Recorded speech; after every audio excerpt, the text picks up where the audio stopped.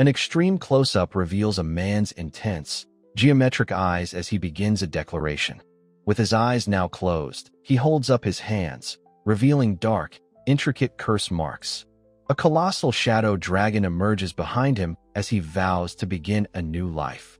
The narrative shifts, a caption indicating a flashback to a few hours prior. Alone, dark-robed figure stands resolute atop a vast, jagged mountain range. A confident smirk appears on his face while he begins a strange, runic incantation. The very rock beneath his feet starts to crack under the strain of his immense power. Deep, dark fissures spread across the ground with a powerful, rumbling sound. A monstrous, clawed hand erupts from the earth, gripping the mountainside with great force. A furious voice roars out, demanding to know what insolent fool has summoned it. The hand clenches tighter as the disembodied voice continues to bellow curses. A massive, skeletal demon emerges from the chasm, screaming at its barbaric summoner. With a great gust of wind, the winged demon takes to the air above the peaks. The sage watches the demon's arrival with a calm, recognizing the creature before him. Looking up at the hovering figure, the sage identifies the demon lord by name, Gramius. Gramius acknowledges the sage, having heard of the human's ability to use high-tier magic. The demon lord looms closer, questioning the reason for his summoning during the war. Internally, the sage complains to himself about the demon's noise and foul breath. He explains he summoned Gramius to defeat him, as traveling would have been too tiresome. Gramius erupts in laughter, assuming the sage has gathered forces for a massive ambush. He speculates that soldiers must be hiding among the jagged rocks of the mountains. Mockingly, he dismisses these unseen combatants as nothing more than small fries. He smashes his fists into the mountain peaks, shattering the landscape around the sage. With glowing, malevolent eyes, he vows to destroy all of them in one fell swoop.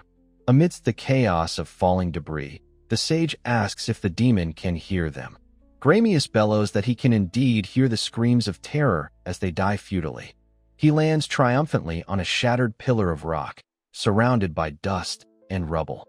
The demon's massive form towers over the tiny, solitary figure of the sage. With a deadpan expression, the sage clarifies that he only hears rocks dropping. Gramius stares in disbelief, asking why he was summoned without any support or preparation. The sage reiterates with weary annoyance that traveling would have been too much of a pain. The demon is stunned into a moment of shocked, uncomprehending silence. He then erupts into a fit of manic laughter, declaring he likes the sage's arrogance. Deciding to repay this insolence, he promises to grant the sage an immediate death. Dark, crackling energy begins to gather and intensify around the demon's clenched fist. The power swirls into glowing, runic bands around his arm, ready to be unleashed. He raises his empowered fist high into the air, preparing for a devastating attack. Gramius promises his mighty attack will open a crater where the sage stands. With a final, thunderous roar, he commands the sage to die. The massive, destructive blow descends with the force and speed of a meteor. The sage remains perfectly still, his expression a mask of calm, unwavering indifference. A brilliant, multi-layered barrier of light erupts around him just before the impact.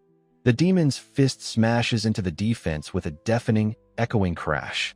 The barrier cracks and fractures under the immense force, but does not break. The sound of the powerful impact reverberates through the desolate mountain range.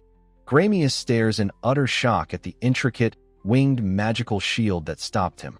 The sage calmly notes that it's impressive the demon broke 2 layers of his bulwark.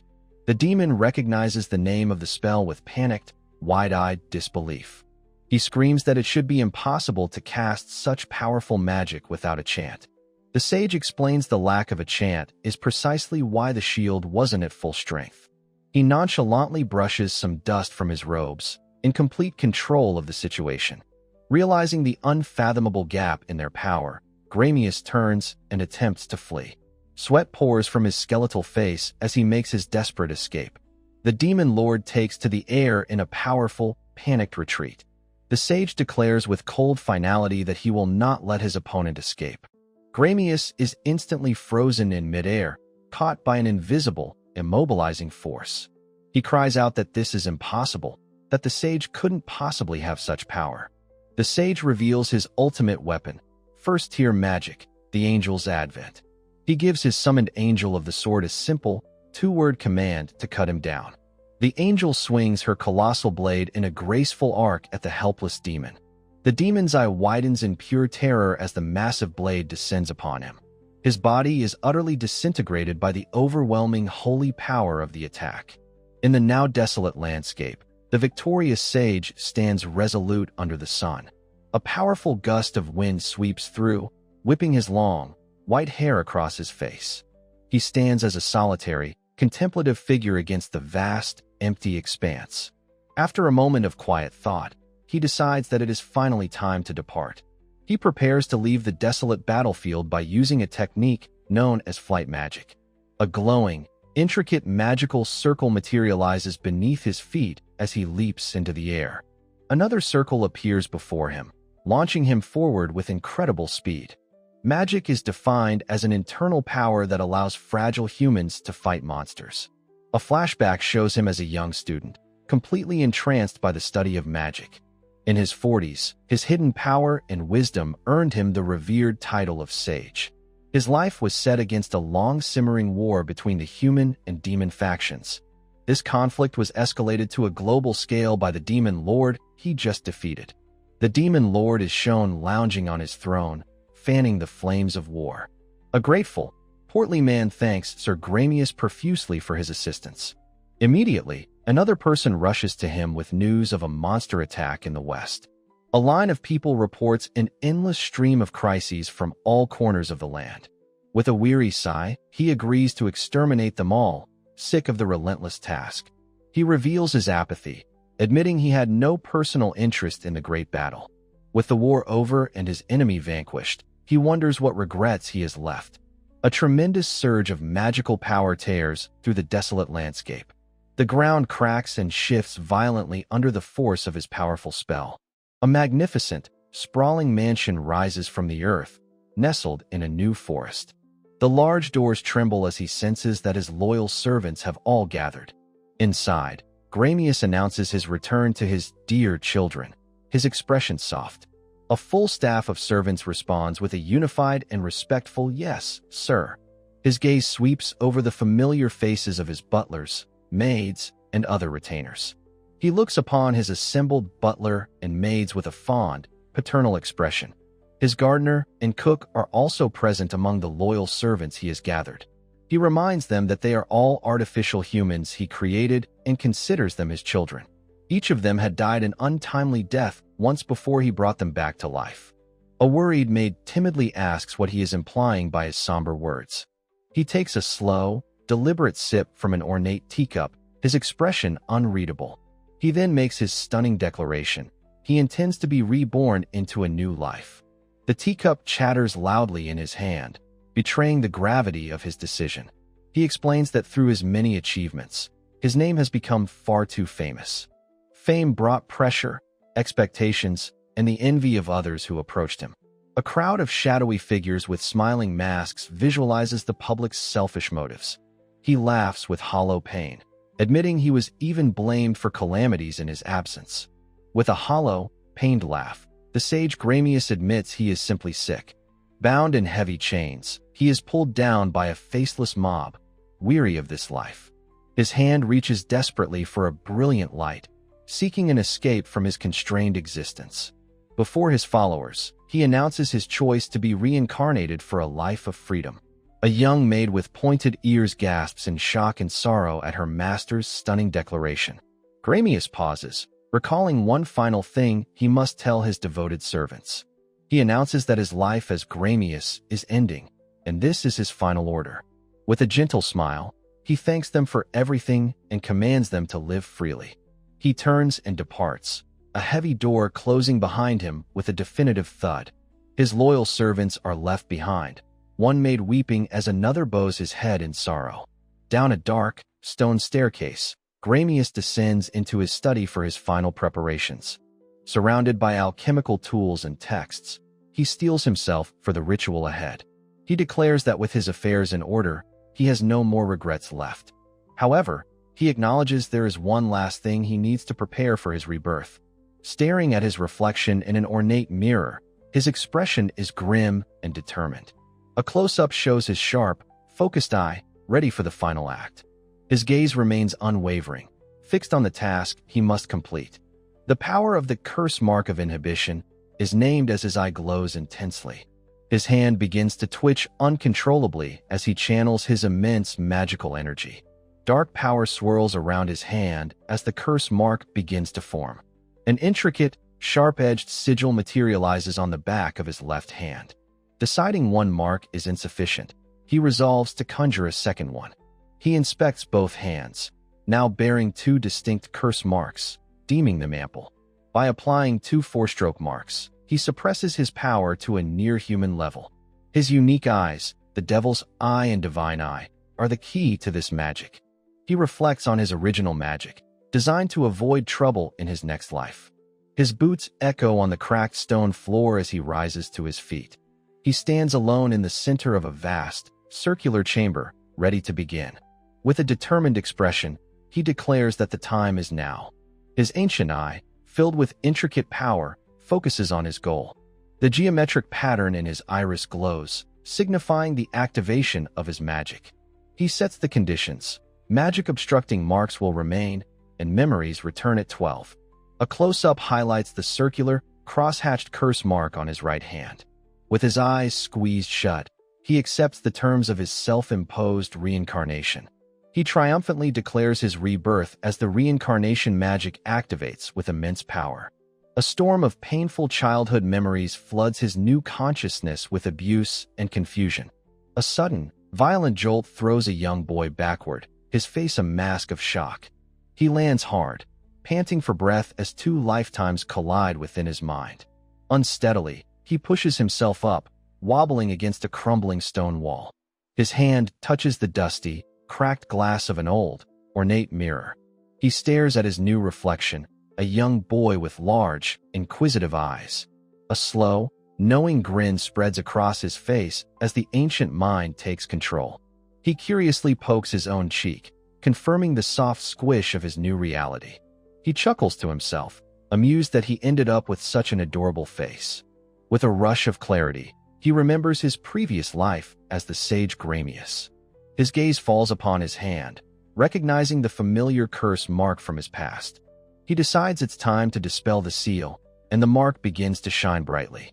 He abruptly stops, a moment of caution overriding his initial impulse. Looking at his marked hands, he questions if he should really erase the seals yet. He considers that after 200 years, revealing his power could attract unwanted attention. He decides to leave the marks for now, choosing to first learn about his life. The thought of his current life triggers a new wave of confusion. He scratches his head, trying to recall his life before his memories returned. He realizes his past life's memories have jumbled his brain with 12 years of new experiences. He resolves to sort through the confusion and remember his current life eventually. He takes in his surroundings, a small, dilapidated room, a clear sign of poverty. Outside his window, he sees a rustic town with modest, timber-framed buildings. Peering through the barred window, he confirms his initial assessment that he is poor. He reasons that regaining his memories at age 12 provides the easiest path to freedom. Throwing open the shutters, he declares it's time to enjoy his independent, free life. He pauses, a thought occurring to him just as he begins to celebrate. Musing on his forgotten name, his door is suddenly thrown open with a crash. A gruff, older man storms in, angrily yelling at him for sleeping so late. Startled, he subconsciously blurts out a polite greeting to Mr. Berger. He internally notes his surprise at having subconsciously recalled the man's name. With a scowl, he fully remembers that Berger is his boss at work. Berger warns him not to act like the rich, spoiled brat he used to be. Chris offers a quiet, uncertain agreement, still processing the new information. The revelation hits him with full force. He was a noble in this life. Standing beside Berger, he wonders if he was truly a noble at one point. Berger scoffs, condescendingly asking if his bird brain needs a refresher. He grabs Chris's shoulder, initiating a flashback to 6 months prior. A shadowy, Cruel man is shown as Burger explains Chris was kicked out of the Alistair family. Burger sneers, revealing Chris was cast out for being born with two of those things. Chris looks at his marked hand, questioning why his curse marks were the reason. He realizes with an oversight that having two magic circles would indeed be seen as cursed. Burger confirms Chris was raised underground before being kicked out, a memory Chris vaguely recalls. He was stripped of his name and forced to live and work in a rundown shed. Burger boasts of his kindness for giving work to a brat with no proper education. Chris latches onto the phrase, no proper education, the detail sounding familiar. He deduces his current self was never taught magic, so he must hide his skills. Lost in thought, he's smacked on the head by a frustrated Burger. Burger stumbles back, clutching his hand and crying out in pain from an unseen force. Chris quickly apologizes, explaining his subconscious activated a defensive magic spell. Still grumbling, Burger declares it's time for work and presents an item. He warns Chris not to take out the valuable where he is being given yet. Chris holds a small bell, told it will repel monsters in the forest. His job is to gather firewood, and he's ordered to get a horse and go. Burger slams the door, shouting a final instruction to make sure he rings the bell. Chris meekly agrees, the door slamming shut in front of him. In the cart, he uses magic to make his work easier, happy for the freedom. He decides to examine the bell Burger gave him while he's at it. Holding the monster-repelling bell, he figures he might as well use the charm. As the bell dings, he casts a spell to enhance his own hearing. After a moment of listening, he understands the bell's true, sinister nature. He realizes it's not repelling monsters, but actively drawing them towards him. Sensing very little mana, he doubts it could summon anything more than small monsters. He concludes someone used Burger to give him the bell to get rid of him. He considers the possibility for a moment, weighing the grim reality of his situation. A massive yawn overtakes him, the influx of memories having exhausted his young body. A young child, feeling drained by a sudden influx of past life memories, decides to rest. Tied to the moving cart, an ornate bell bounces and jingles with a steady rhythm. Deep within the forest's darkness, two gaunt goblins are alerted by the bell's distant chime.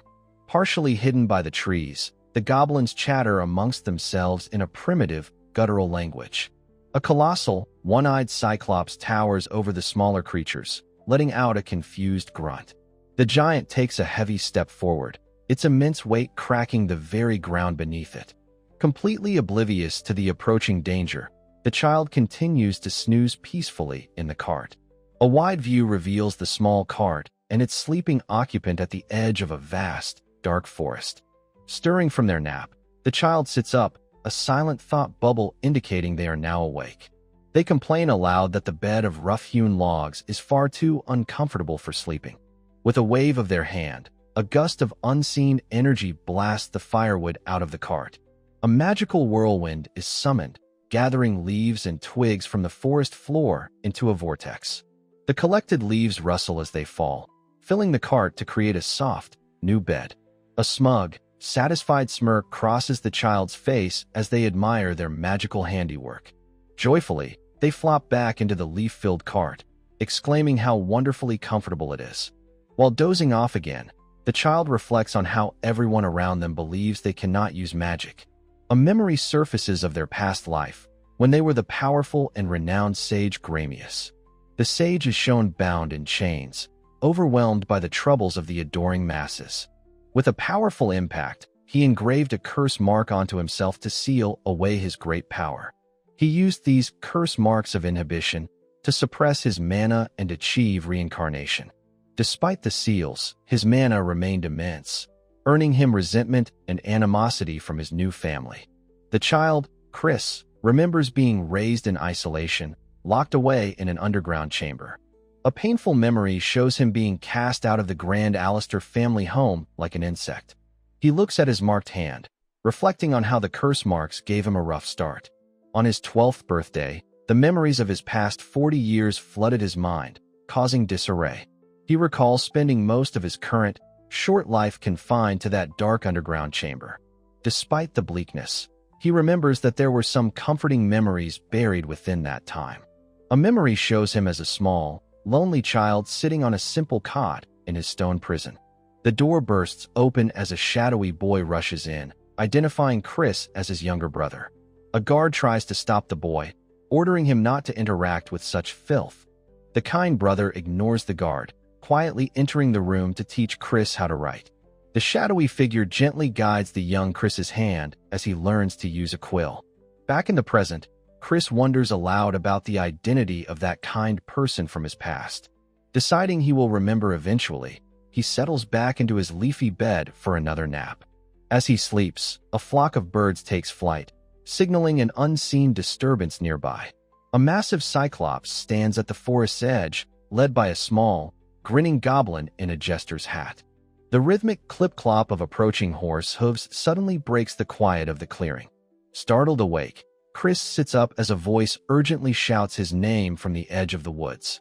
He looks towards the sound, a puzzled expression on his face as he tries to place it. A smile of dawning recognition spreads across his face as he realizes who is coming. The memory of the kind brother offering to teach him flashes vividly through his mind. A figure on horseback emerges from the trees, pulling their horse to a sudden stop.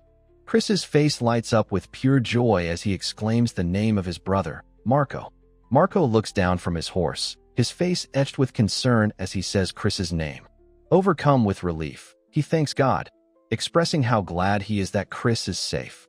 Chris internally celebrates the reunion, happily recalling how his kind older brother taught him basic skills. Marco explains that he came running as soon as he heard Chris had wandered into the forest alone. He mutters to himself, worried about a dangerous object that Chris has brought with him. Marco frantically asks Chris if Berger gave him a strange bell, warning him not to ring it. Chris looks up thoughtfully, acknowledging the mention of a bell with a simple awe. He nonchalantly asks if Marco is referring to the one that summons monsters. With a cheeky grin, Chris dismisses the danger, claiming such a small bell is no big deal. Marco gasps, shocked by his younger brother's reckless and dismissive attitude towards the threat. Chris feigns innocence, pretending he didn't know the bell was dangerous and hadn't rung it. Marco expresses his relief, while Chris internally admits that he did, in fact, ring it. As Marco urges him to leave, his eyes fall upon the monster-summoning bell on his own horse. Chris proudly announces he has already finished gathering firewood, magically filling the cart in an instant. Marco stares in utter astonishment, questioning if Chris truly gathered all of it on his own. He praises Chris for the amazing feat, proud of him despite his seals and lack of magic. While Marco pats his head, Chris internally admits he used magic but enjoys the praise anyway. A thought suddenly strikes Chris, as something about his brother's words feels off and unnatural. He realizes Marco phrased his praise as if he knew the curse marks were functional mana seals. Chris finds this strange, as he developed the marks himself and their effects should be unknown. The two brothers look at each other, a new, unspoken question hanging in the air between them.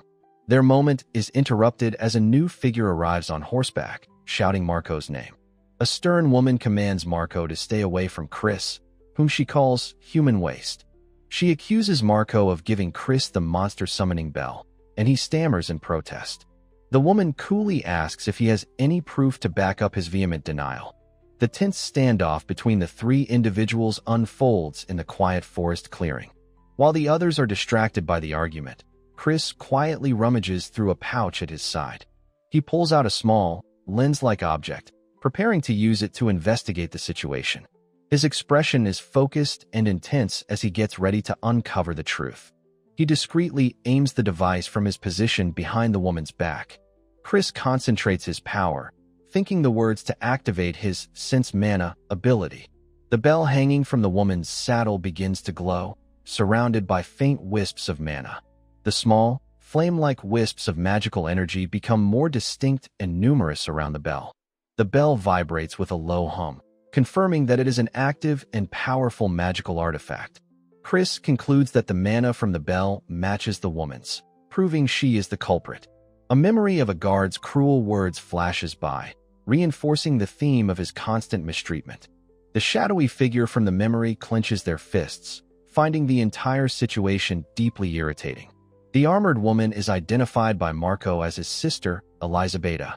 Marco looks up at his sister with a mixture of fear and defiance, addressing her formally. He argues passionately with her, questioning her awareness of the danger Chris is in without magic.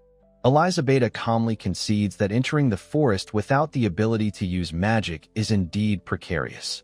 Her face twists into a malicious grin as she declares that scum like him deserves to die. Marco, shaken and furious, calls his sister's sentiment completely despicable. She dismisses his anger with a condescending smile, finding the words of a wimp hard to understand. Marco is left gritting his teeth in helpless frustration at her utter cruelty. Chris silently wonders about the vast and unexplained difference in standing between the two siblings. He assesses that their mana levels are roughly equal, making her superiority all the more confusing. He ponders if people in this era no longer evaluate each other based on their magical power. Elizabeth continues her tirade, reminding Marco of his low position in the Alistair family. Marco seethes, his face a mask of contained rage at her constant and cruel belittling. A sudden, deep thudding sound startles everyone, interrupting the tense confrontation. Marco and Elizabeth cry out in alarm, questioning the source of the strange, approaching sound. The ground begins to crack under the strain as the heavy thudding grows louder and closer. The three small figures look on in dawning horror as the immense threat draws near. A massive, muscular, one-eyed cyclops looms over the treeline, its gaze fixed upon them. Elizabeth screams in pure terror as she is suddenly swarmed by smaller goblin creatures. The goblins surround her, their gaunt forms and menacing grins signaling a violent ambush. With menacing cackles, a group of gaunt goblins brandishes their crude swords. A close-up reveals a pair of eyes widening in a silent scream of terror. The rustling forest parts as a goblin approaches, its body cracking with tension. The small group of travelers realizes they have been completely surrounded by monsters. With a shout of defiance, Marco draws his sword and orders the creatures away. Chris calmly observes the ambush, noting the unusual combination of foes. He correctly identifies the smaller, more numerous creatures as goblins. The hulking, one-eyed giant is identified as a powerful cyclops. Chris internally questions if his sister's bell had enough mana to summon it. He finds it unlikely for a cyclops to live so close to human territory. The entire strange situation piques his analytical curiosity, finding it quite intriguing. The massive cyclops raises its gnarled club, preparing for a devastating strike. Marco screams Chris's name, reaching out in a desperate, last-second warning. In a selfless act, Marco forcefully shoves his younger brother to safety. A tearful but brave smile crosses Marco's face as he accepts his fate. He places his own body directly in the path of the descending weapon. Looking up in shock, Chris whispers his brother's title. His expression shifts to a dark smirk as he thanks Marco for saving him trouble. A massive, glowing magic circle erupts from the ground, blocking the club. The Cyclops grunts in surprise, its powerful attack completely nullified. It furiously hammers its club against the impenetrable magical barrier. Marco stares in disbelief, questioning the origin of this powerful shield. He wonders if he could have subconsciously cast such an incredible spell. From the side, Chris watches the Cyclops' futile and repetitive assault. He panics internally, realizing he almost used high-speed magic in front of them. He feels a wave of relief, seeing his sister also believes Marco is the caster. Elizabeth expresses her shock, asking if Marco truly summoned the huge shield. Her disbelief grows, knowing he is a sealed one, supposedly without power. The word sealed catches Chris's attention, and he questions its meaning. Meanwhile, a swarm of goblins overwhelms Elizabeth, tugging at her armor. Marco cries out his sister's name as she is pulled down by the creatures. Chris analyzes that Elizabeth should have plenty of mana to handle the goblins. He understands that the real problem is not the smaller monsters. The Cyclops continues its relentless, thudding assault on the magical shield. Chris wryly apologizes for having hurt the monster's pride with his magic. Marco notes the shield's incredible sturdiness, but worries it won't last forever. He turns to Chris, urging him to use this chance to escape the chaos. Chris plans to feign fear, knowing Marco's own mana is insufficient. He acknowledges that his siblings still believe he is incapable of using magic. He grits his teeth, determined to keep his true, powerful abilities a secret. A memory surfaces of being begged for help as the renowned great magician. The sage from his past life sighs, weary from the constant, unending demands. Chris vows not to be restrained and used as he was in his previous life. He must resolve this crisis without his siblings realizing he used magic. His ultimate, driving goal is to finally be able to live freely. A confident and mischievous smirk spreads across his face. He accepts the difficult situation as a challenge, pondering his next move. His mind begins to analyze the battle with the goblins and the Cyclops. He concludes that in his current state, his brother has no hope against the giant. Defeating the Cyclops himself would be easy, but he must maintain his cover. A dark, transitional panel marks a shift in his strategic thinking. A powerful memory confirms his greatest mistake was revealing his true power. He reiterates his need to defeat the Cyclops without showing off his magic. He dismisses the idea of knocking his siblings out as too hard to explain. A comical diagram shows that using instant boost on Marco would be fatal. Marco's desperate cries for his sister snap Chris from his deep thoughts. He turns his attention to the new, unexpected development in the battle. He is shocked to see his sister is having a hard time against the goblins. He wonders why she, with her level of power, would be struggling at all. A sudden, critical realization begins to dawn on him. He focuses intently on the battle, trying to understand what he is seeing. Marco vows to save his sister, his face a mask of sweaty determination. He begins a magical chant as ancient runes appear vertically before him. Chris immediately recognizes the nature of the spell his brother is casting. Marco unleashes a fireball spell from a glowing, three-part magic circle. The weak fireball strikes a goblin, which cries out in pain and surprise.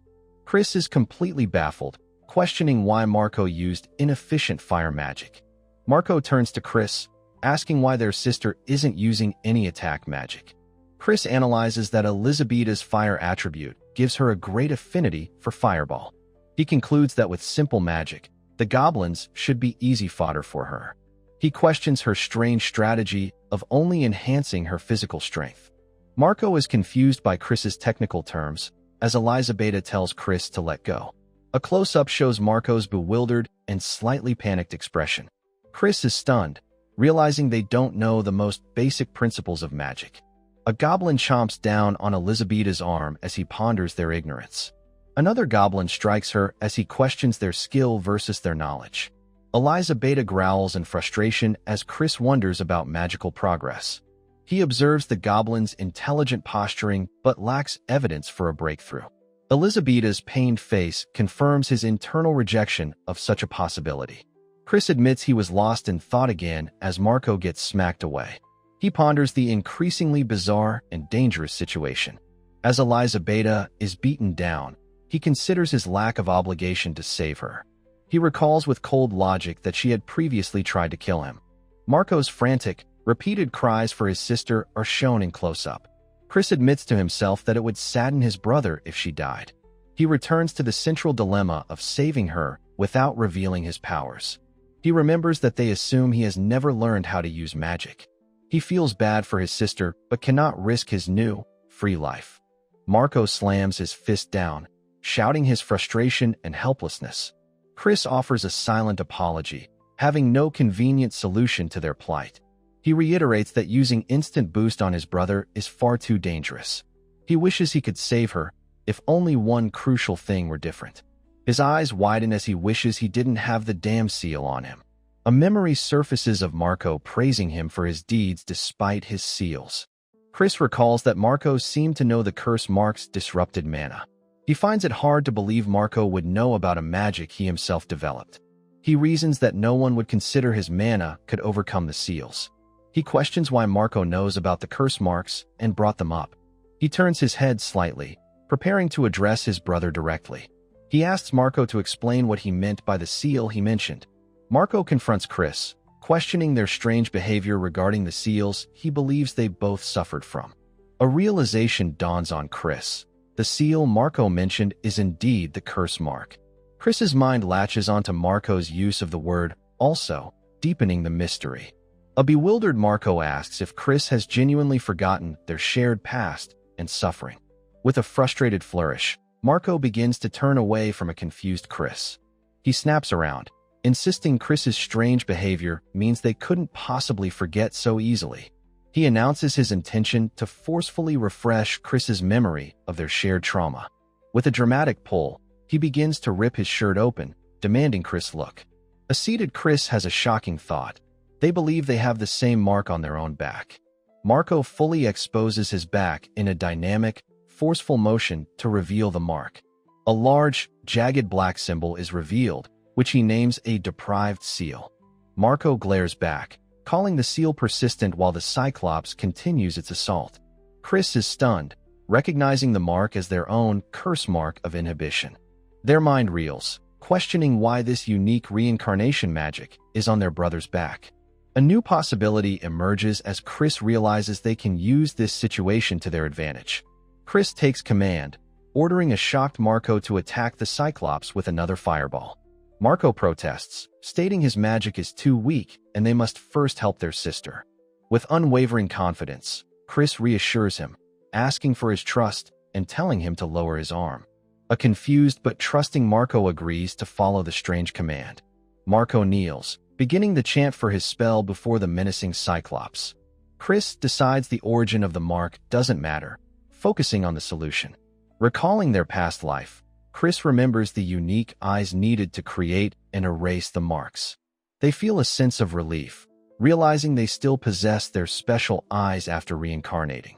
Chris understands that if the mark is restraining Marco's mana, a solution exists.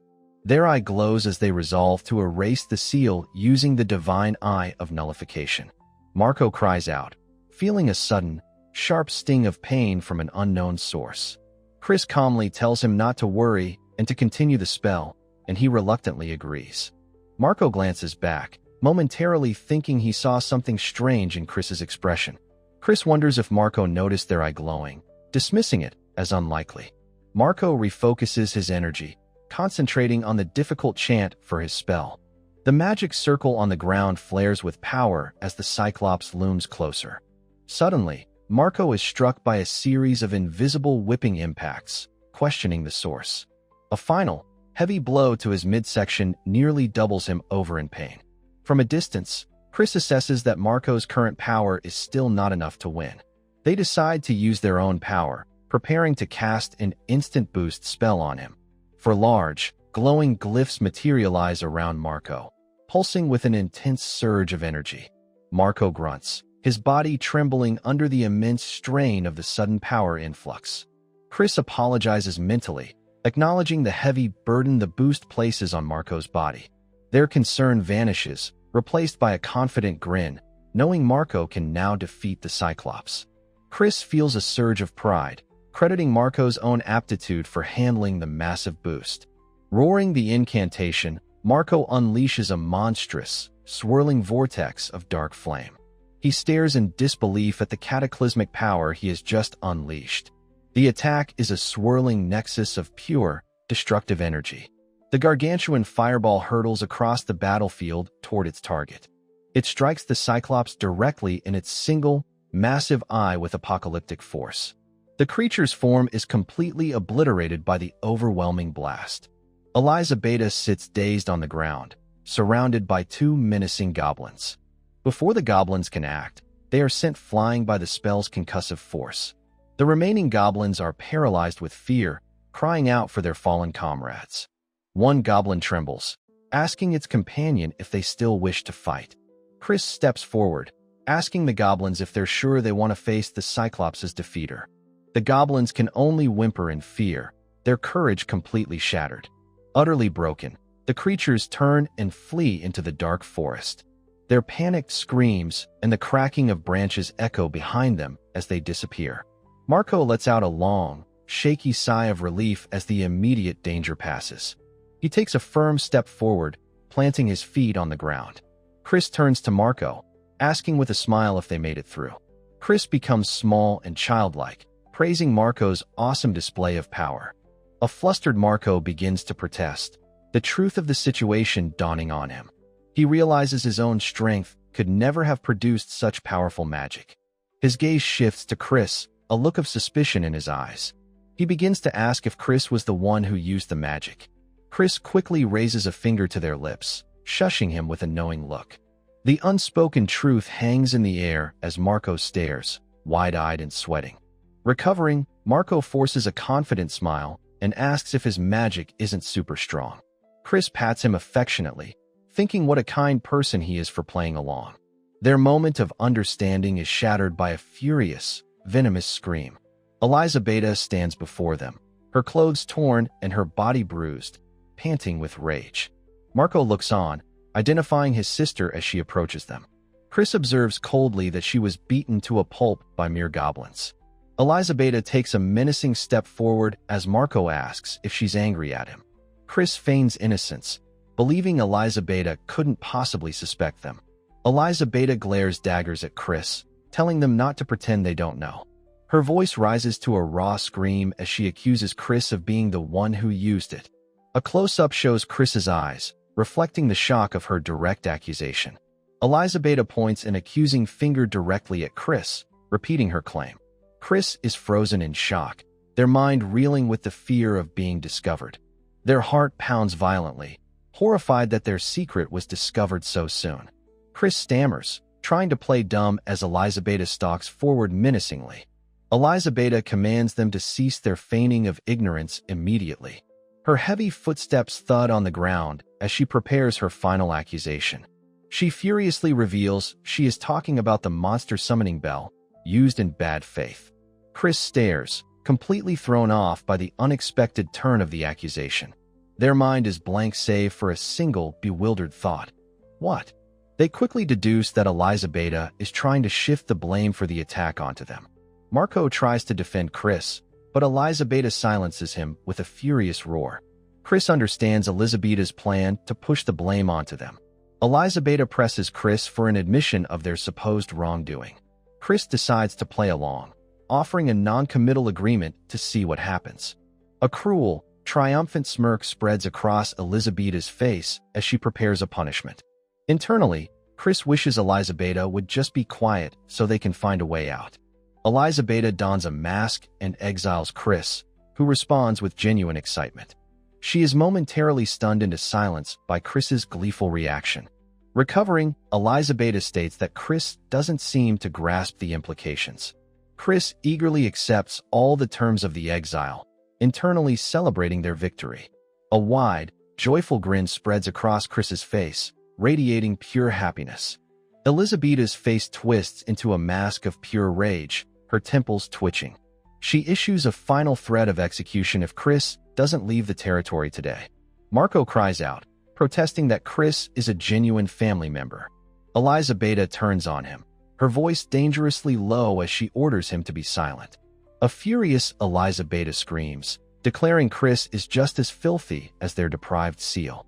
Marco looks on with a pained and worried expression, sweating slightly with concern. In stark contrast, Chris maintains a calm and almost smugly detached composure. Eliza Beta venomously asserts that scum like Chris has no right to address her. With a confident smirk, Chris coolly questions the validity of her angry outburst. Suddenly, Eliza Beta lurches forward with a cry of pain from an unseen impact. Completely stunned, she questions what just happened, looking utterly bewildered by the force. Chris watches her ride away on her horse with a dismissive and final humph. A close-up on Chris's eye reveals an intricate pattern as they find the situation interesting. Chris notes the location of a newly engraved seal on Elizabeta's lower back. The intricate, thorny design of this so-called deprived seal is shown in detail. Waving goodbye, Chris cheerfully anticipates Elizabeta's reaction upon discovering the new mark. Marco comments on how surprisingly well Chris is handling the fact they've been exiled. Chris thanks him for not revealing their magic and for secretly wanting them gone. He asks why Chris is not objecting and continues to hide their true powers. With a playful twirl, Chris gives a vague and non-committal answer to his question. Marco looks on, his expression one of complete surprise and confusion. In a vast, empty field, Chris declares a profound desire to live life by themselves. The declaration leaves Marco looking completely taken aback by their words. Chris cheekily asks if Marco had intended to accompany them on their journey. With a soft smile, Marco admits he now sees there's no need for him to go. Chris responds to his understanding with a wide, genuine, and deeply happy grin. Marco asks about their future plans, noting the practical need to earn money. Chris recalls past lives of being tied down by society and locked away as baggage. They express that being free is a powerful wish they've harbored across both lifetimes. Marco listens with an expression of gentle and empathetic understanding. He suggests that to truly enjoy freedom, Chris should become an adventurer. The idea of being an adventurer fills Chris with surprise and sudden intrigue. An image of tough warriors exploring ruins flashes through Chris's imaginative mind. The fantasy continues, showing adventurers as people who can never be tied down. Raising mugs and a hearty toast, they are depicted as the epitome of freedom. Marco notes with a knowing smile how excited Chris seems to be by the idea. He announces that it is finally time for them to say their goodbyes. The siblings share a warm and heartfelt hug before they part ways. Chris thanks Marco for everything and wishes him well with a bright smile. Marco returns the sentiment, asking Chris to send letters to him occasionally. Chris waves as Marco's carriage, now loaded with firewood, pulls away from the forest. From the carriage, Marco shouts encouragement, betting Chris could even become S-rank. Waving happily, Chris watches until the carriage becomes a small speck in the distance. Turning around, Chris faces the dark, foreboding woods completely alone. With a determined expression, Chris announces it's time to go and begins the journey. They reflect on their promise to their brother, not wanting to break it.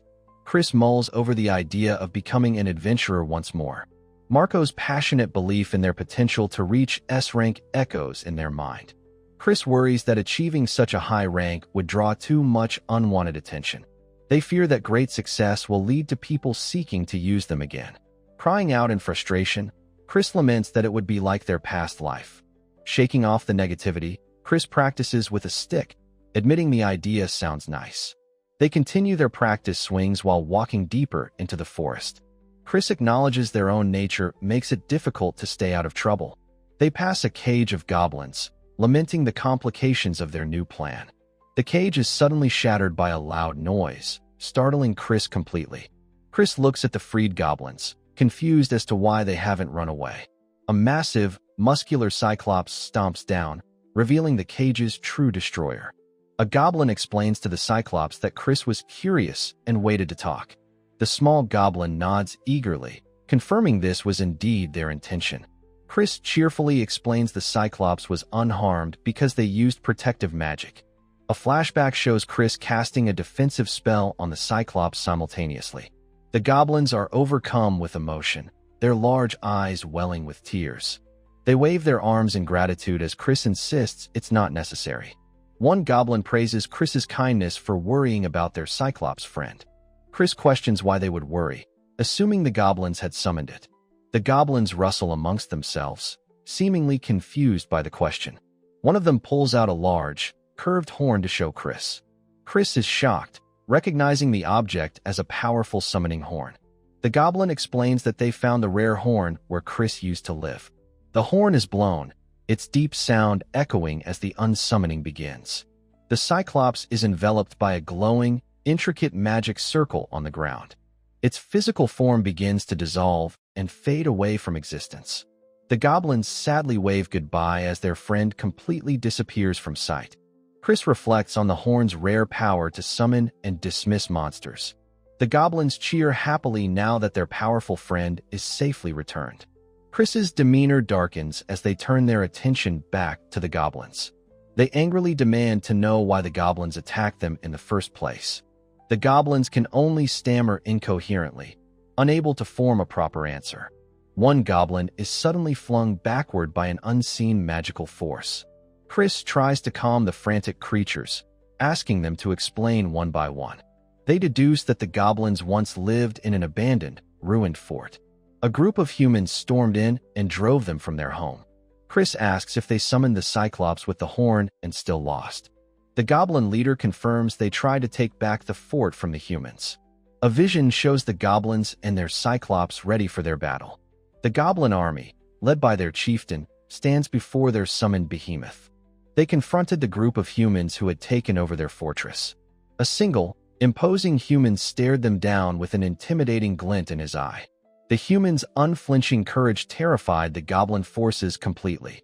Chris laughs, realizing they ran away in fear after a simple glare. They explain the horn's weakness. If the user flees, so does the monster. Chris and Marco are shown from the goblin's perspective during the initial attack. The sound of a bell then led the starving goblins to attack them. Chris's eyes well with tears, expressing genuine pity for their sad story. They wonder what to do with the dejected group of goblins now. Chris reasons the humans are bandits and the goblins might attack again. They worry about the risk of using magic and alerting the Alistair family. After a moment of thought, Chris announces that a decision has been made. They declare their intention to take back the fort for the goblins. A narrator reflects that Chris was unaware of the trouble this would cause. The stone fort is seen through the trees, with laughter echoing from within. Hiding in the bushes, the goblins confirm this is the bandits' hideout. Chris reassures the goblins, insisting it's right to reclaim their home. A young person cheerfully promises a downtrodden goblin that they will reclaim its home for it. With a confident smile, Chris questions the need to enter the fort with a weapon. They recall that the Alistair family is unaware of their magic, allowing them to use it freely.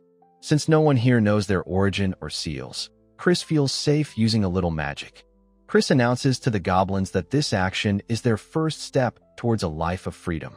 To warm up, they decide that getting rid of the bandits shouldn't attract too much attention. Inside the fortress, bandits loudly celebrate the brilliant success of their recent carriage attack. A subordinate questions his boss for bringing an old man back, suggesting he should have been killed. The grinning bandit leader reveals his greedy plan to sell the old man for quick cash.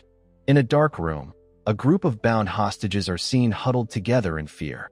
One of the captives looks around in despair, wondering what terrible fate awaits them all. A young woman with a scratch on her face begs for at least one of the girls to be released. An older man with a mustache is told to shut up, dismissed as a mere bonus. The same man calmly reassures the others, stating that their savior has already arrived. He looks over at a blonde girl, asking if her name is Shirley. The bound girl, Shirley, sits with a serene and composed expression, her head slightly bowed. Shirley offers a gentle smile to another hostage, telling her not to worry as help will arrive soon. The other hostages are soothed by her words, their expressions relaxing into a fuzzy calm. The older man finds it strange how Shirley's voice alone is so incredibly reassuring. Another hostage expresses his doubt that anyone would actually come to help them in such a place. With arms outstretched, Chris dramatically bursts through a doorway, announcing their arrival. Shirley looks up with a soft gasp of recognition at the newcomer. Chris looks back with a hint of confusion, seemingly recognizing her as well. A bandit standing in a doorway angrily demands to know who the intruding brat is. Chris casually assesses the situation, relieved to see no casualties among the hostages. The bandit leader furiously demands to know why Chris has come, yelling at them not to be ignored. With a knowing look, Chris questions if the bandit really needs to ask that question. A confident smirk appears on Chris's face as they announce their intention to discipline the bandits. The bandits are momentarily stunned into silence by the bold declaration. One of the bandits lets out a small, contemptuous snort of amusement. The group erupts into derisive laughter, mocking what the small runt is talking about. Chris calmly advises them to laugh while they can, noting they are now free to use magic. They raise their hand, preparing to unleash their hidden power. The old man from the hostage group gasps, his face a mask of utter shock. The intricate, dark curse mark on Chris's hand is revealed in a flash of light. The old man shouts that Chris is a fool, questioning what a lad with a deprived seal can do. Chris jolts, surprised to hear the specific term being used. A bandit notes Chris is a sealed and speculates they could sell them for money. Chris is horrified, realizing they've heard the terms deprived seal and sealed recently. A sharp gasp escapes Chris as the full, terrifying implication hits them. Shirley, also a sealed, exclaims in shock that Chris has a deprived seal too. Chris realizes with dawning horror that the term isn't exclusive to the Alistair family. Their eyes dart around the room in a state of growing panic. They see that even some of the other hostages bear the strange marks. A bandit with a prominent seal on his arm is shown among the group. Chris realizes that many of the bandits are also marked with the seals. The seals are everywhere, a common and widespread phenomenon in this world. Chris is utterly aghast, questioning how so many people could have them. They had assumed only they and their brother were marked due to a reincarnation error. The terrible truth dawns. Their curse mark has become a known phenomenon called a deprived seal. Realizing this isn't good, Chris decides it's time to make a strategic retreat. With a panicked farewell, they turn to flee as a bandit shouts for them to stop. The bandit leader orders his men to capture the brat and take them hostage as well. While running, Chris understands they can't afford to carelessly use magic now. They know that using magic with 2 4-stroke marks would put a spotlight right on them. Chris sprints back toward the forest where the goblins are waiting. They shout an apology to the goblins for the failed rescue attempt. One of the goblins jolts in alarm, crying out for help. As the bandits give chase, Chris yells for the doors to be closed. With a heavy slam, the massive fortress doors swing shut, blocking the pursuit. Chris thanks the goblins for saving them as they hold the doors shut. The bandits pound on the other side, their shouts muffled by the heavy wood. Chris notices something strange and asks if the goblins also have curse marks on their bodies. 3 of the gaunt goblins reveal the intricate circular seals etched onto their skin. Chris is shocked that even monsters have them, though some, like Logroy, do not. They realize that with such widespread knowledge, they can't carelessly use their magic. A bandit peeking through a crack has an epiphany, shouting that the brat is a monster tamer. Chris hears this and realizes a monster tamer is the perfect cover. A goblin exclaims that this is the perfect solution to their problem. Chris excitedly explains this allows them to fight by pretending their monsters are using magic. This will allow them to work as an adventurer without standing out too much. With a determined cry, Chris declares they will become an adventurer as a monster tamer. They stand before the goblins, ready to begin their performance. Their first test, they decide, is to deceive everyone here into believing their new role. With an outstretched hand, Chris tries to recruit the goblins to fight the bandits.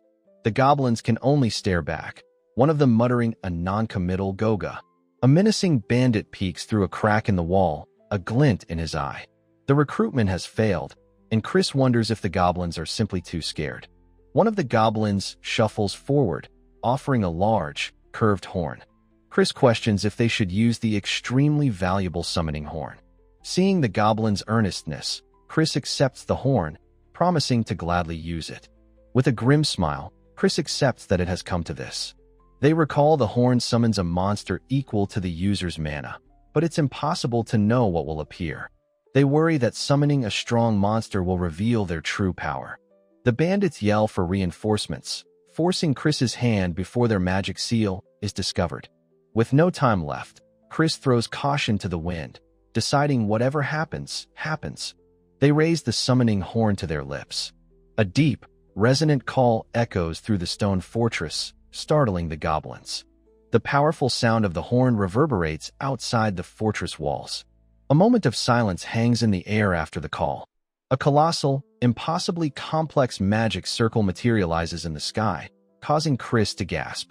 The bandits on the wall stare up, shouting in disbelief at the huge and powerful magic. From the center of the sigil, a massive, scaly form begins to push through. A gigantic, spiked tail whips through the portal as the bandits realize a monster is emerging. Chris can only offer a sheepish, oops, as the bandit and goblins stare in terror. A massive, armored dragon fully emerges, its form dwarfing the fortress with a powerful rumble. The bandits on the wall scream in pure terror, realizing it's a dragon. The goblins cry out in fear as Chris's face becomes a mask of despair. With a sweat drop, Chris realizes they are now completely and utterly done for. The dragon looks on as Chris internally panics, knowing there's no way to talk their way out of this. A colossal dragon greets its summoner, eagerly asking if it should start burning things. The summoner, Chris, panics, interpreting the dragon's look and pleading for it not to stare. Deciding to keep the massive beast on standby, Chris watches it hover over the fort. Chris plans to use the summoning horn again to secretly send the dragon back. Suddenly, the summoning horn begins to crack under immense strain. With a sharp snap, the horn shatters in Chris's hand, much to their shock.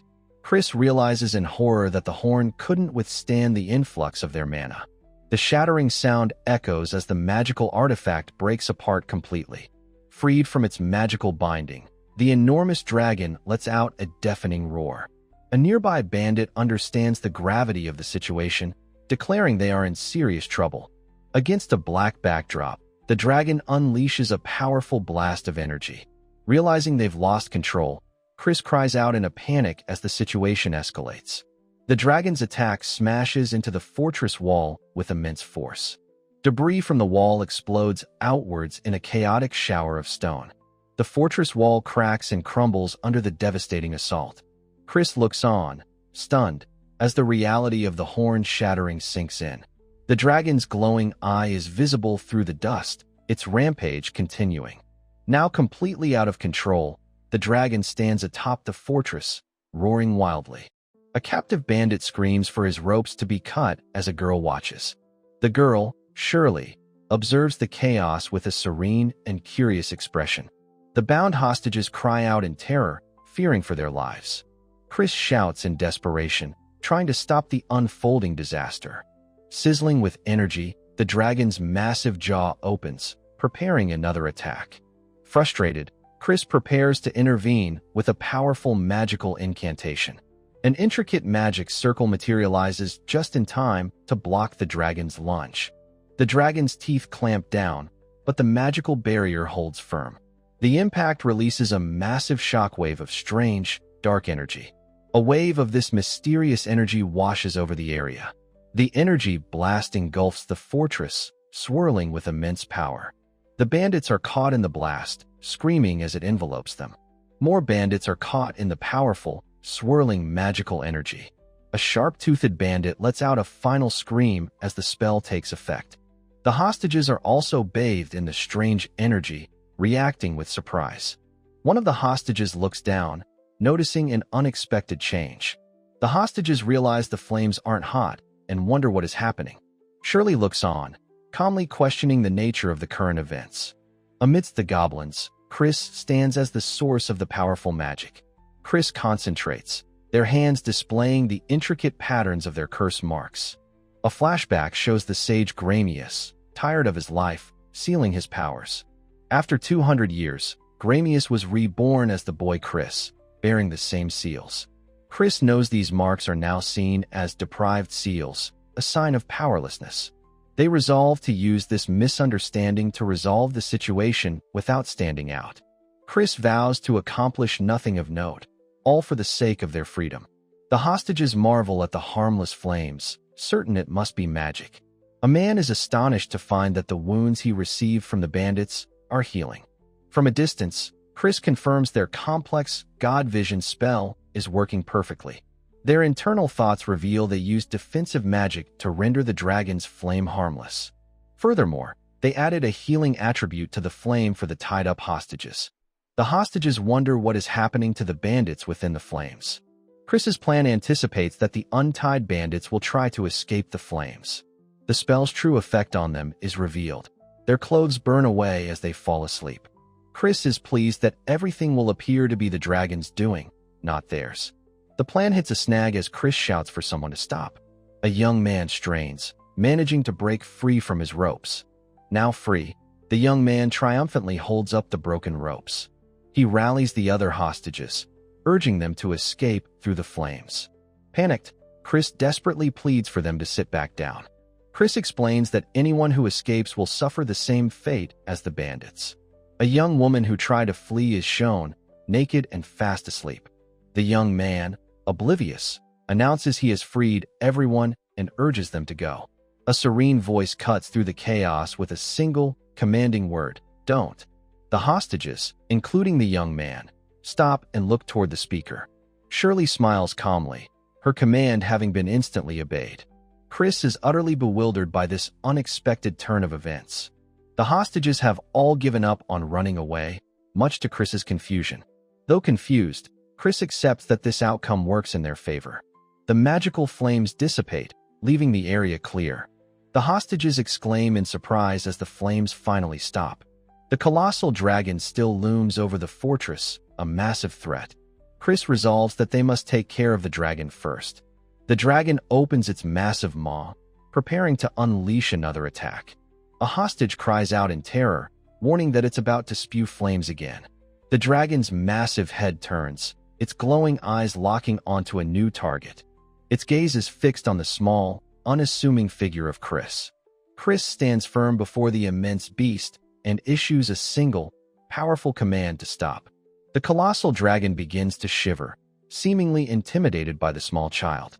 Its massive tail wags slightly, much to the shock of the onlookers. Chris approaches without fear, gently patting the dragon's snout and murmuring soothingly. They explain to the goblins that dragons befriend those with strong mana. With 2 problems solved, Chris turns to the final, remaining issue. They address the dragon, explaining the summoning horn is shattered, leaving it trapped. Chris asks if the dragon can return to its world on its own, but it shakes its head. The dragon continues to shake its head, indicating it cannot or will not leave. It becomes clear that the dragon would rather stay with Chris. Chris accepts responsibility, but worries about taking care of such a huge creature.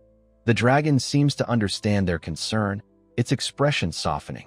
Suddenly, it rears back and lets out a powerful roar, startling Chris.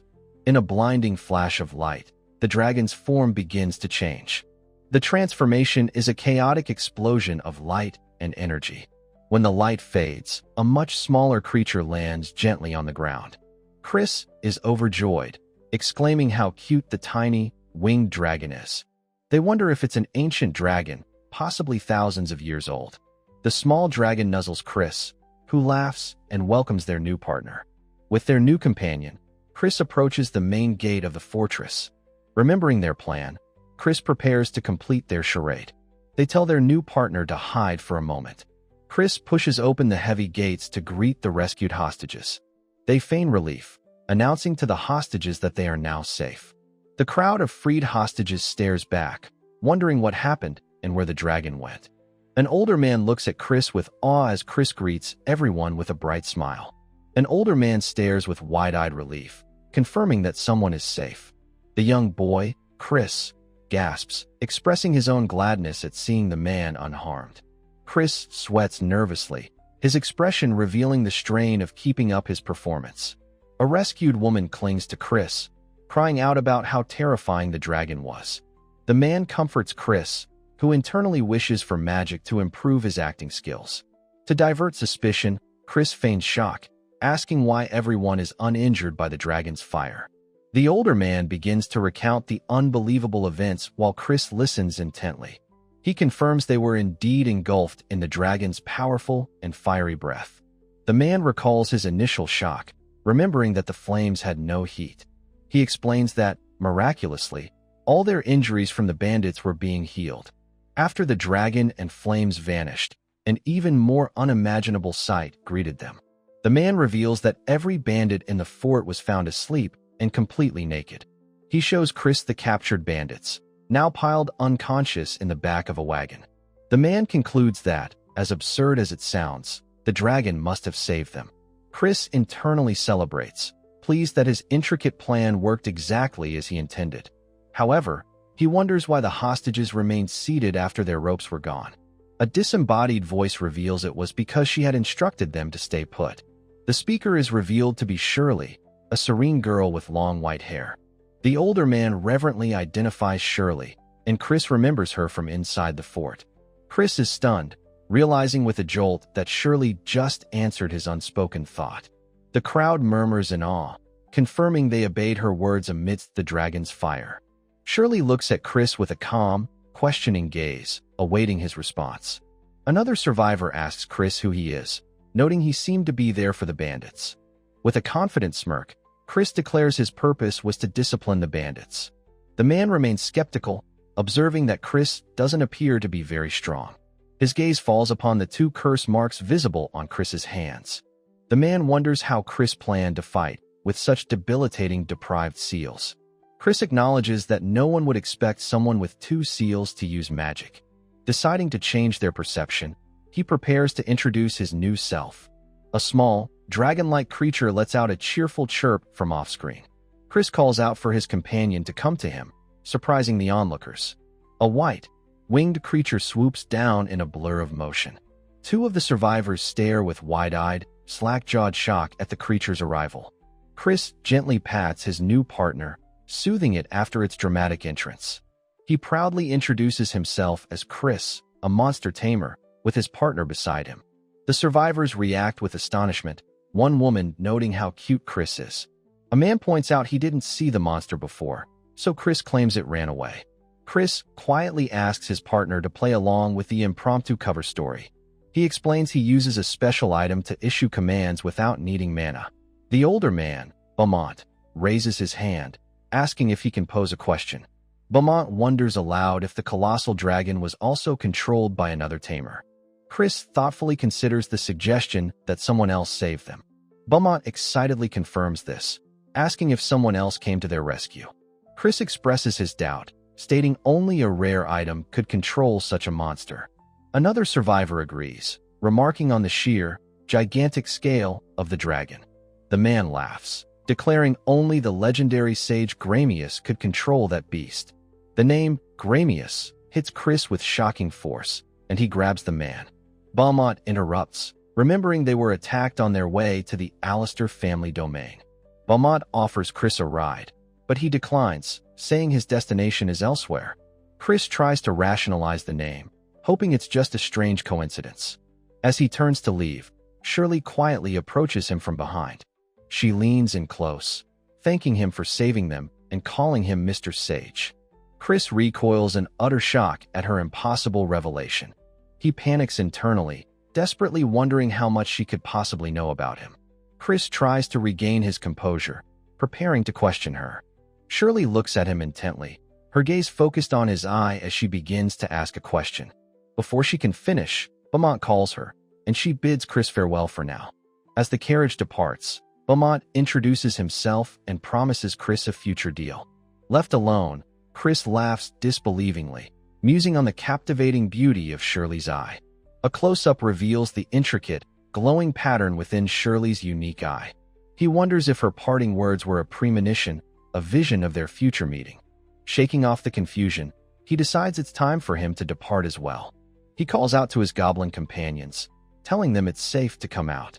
He reflects on succeeding in retaking the goblins' home after a great struggle. He grapples with the reality that his past life's name, Gramius, is now a legend. The mysteries of Shirley and the seals remain unsolved, a warning against working too hard. Despite the confusion, he finds the constant questions make him feel like a true adventurer. With renewed purpose, he declares it's time to head off with his dragon partner. His stomach grumbles, however, forcing him to prioritize finding food before gathering intel. The scene cuts to a dark bandit hideout, filled with screams and chaos.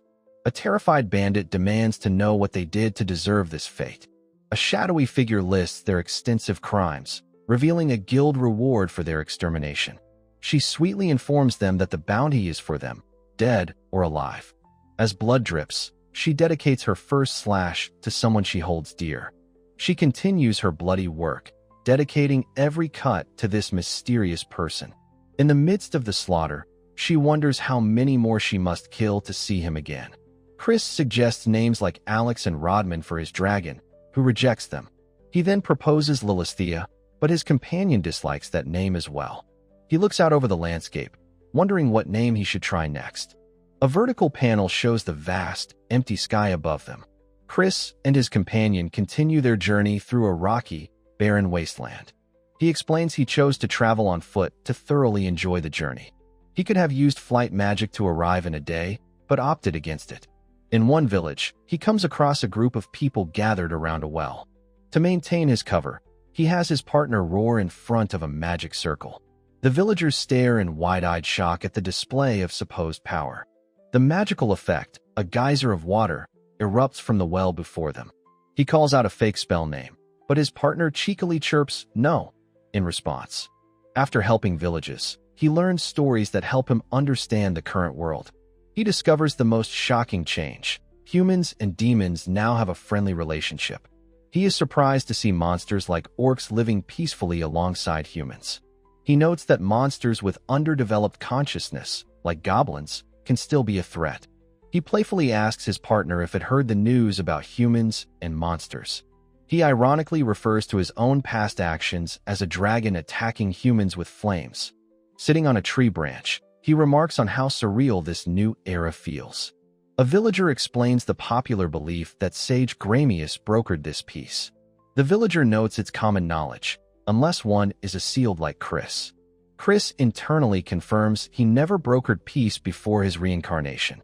He shrugs it off, not caring who gets the credit as long as there is peace. He eventually realized that the deprived seals were now engraved on many humans and monsters. Chris estimates that around 70% of all people are marked with seals. He turns his head, processing this startling new information. A young girl points at a skeletal king, calling him a great sinner. Confused, Chris wonders what the villager means by the term sinner. The king explains that the seals are divine punishment for past life sins.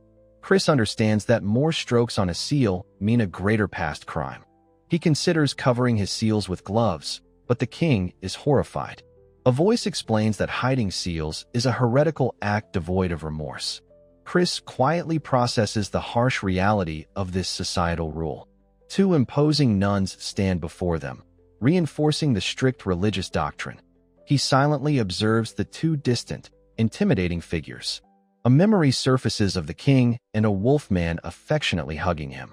The memory reveals his internal struggle as his sage self acts up. He flails, telling them not to project their own thoughts onto him. Reflecting on the past, Chris laments that he must have messed up badly. While bathing, he regrets not erasing one of his two prominent seals.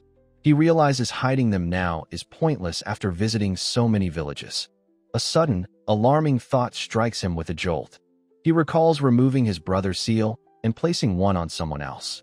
A memory of a door crashing open violently fills his mind.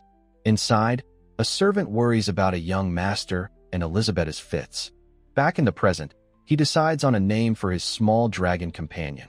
The creature's eyes gleam, delighted by the name Fall Prius. It chirps happily, showing its enthusiastic approval of the new name.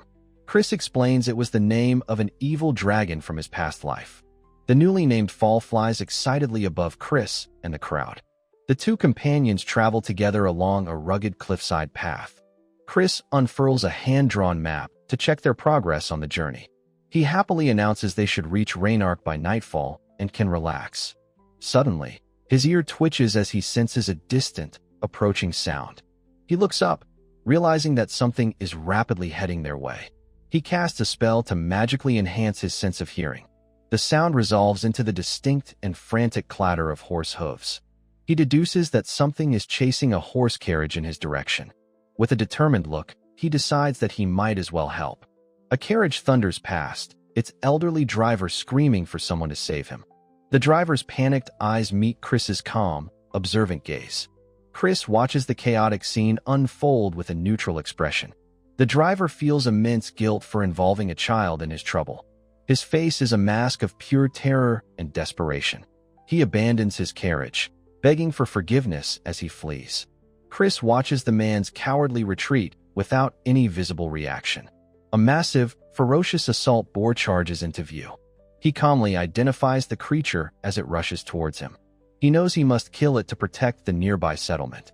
He plans to use magic to preserve the valuable flesh and tusks. The old man suddenly returns, shouting he couldn't abandon the boy.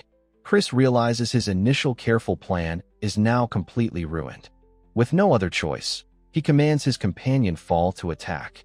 He is momentarily surprised by his companion's immediate and powerful response. Fall twirls through the air with incredible speed and force. The small creature slams directly into the massive boar's head. Its impact is powerful and utterly decisive. Fall continues its ferocious assault, becoming a blur of motion. The creature transforms into a spinning vortex, overwhelming the boar. The old man stares from his carriage, his mouth agape in shock. The assault boar lies defeated, perfectly neutralized by the small creature. Chris marvels at how Fall perfectly executed his unspoken plan. He happily declares that he and Fall are on the same wavelength. The old man is overcome with shame, apologizing for leaving Chris to die. Chris quickly forgives him, saying it would have been his own fault. He adds that a free ride to Reinark is a fair trade. Chris then asks what they should do with the boar's large carcass. The boar has been expertly butchered and its meat magically frozen. The meat is now in perfect, crystalline blocks, preserved by magic. The frozen meat is stacked high in the back of the cart. The old man disappointingly informs Chris the meat isn't worth much. Chris is surprised to hear this unwelcome news about his prize. The man explains only the fangs are valuable due to the meat's stench. Undeterred, Chris cheerfully insists on trying to sell it anyway. The old man agrees not to stop him, though he remains skeptical. Chris wonders why the once valuable meat is worthless in this era. The man changes the subject, exclaiming over Fall's incredible strength. He correctly deduces Chris is a tamer planning to be an adventurer. Chris listens, taking in this new assessment of his situation. The man points ahead, telling him to look at the huge city. He proudly announces their arrival at the adventurers' town of Reinark. Chris is captivated by the bustling streets, which are teeming with life. The old man confirms that Reinark is always this lively. Chris observes the harsh and unpleasant realities of the town. A dark, thorny seal is shown to be a source of conflict. One adventurer mocks a sealed demon, dismissing its words as imagination.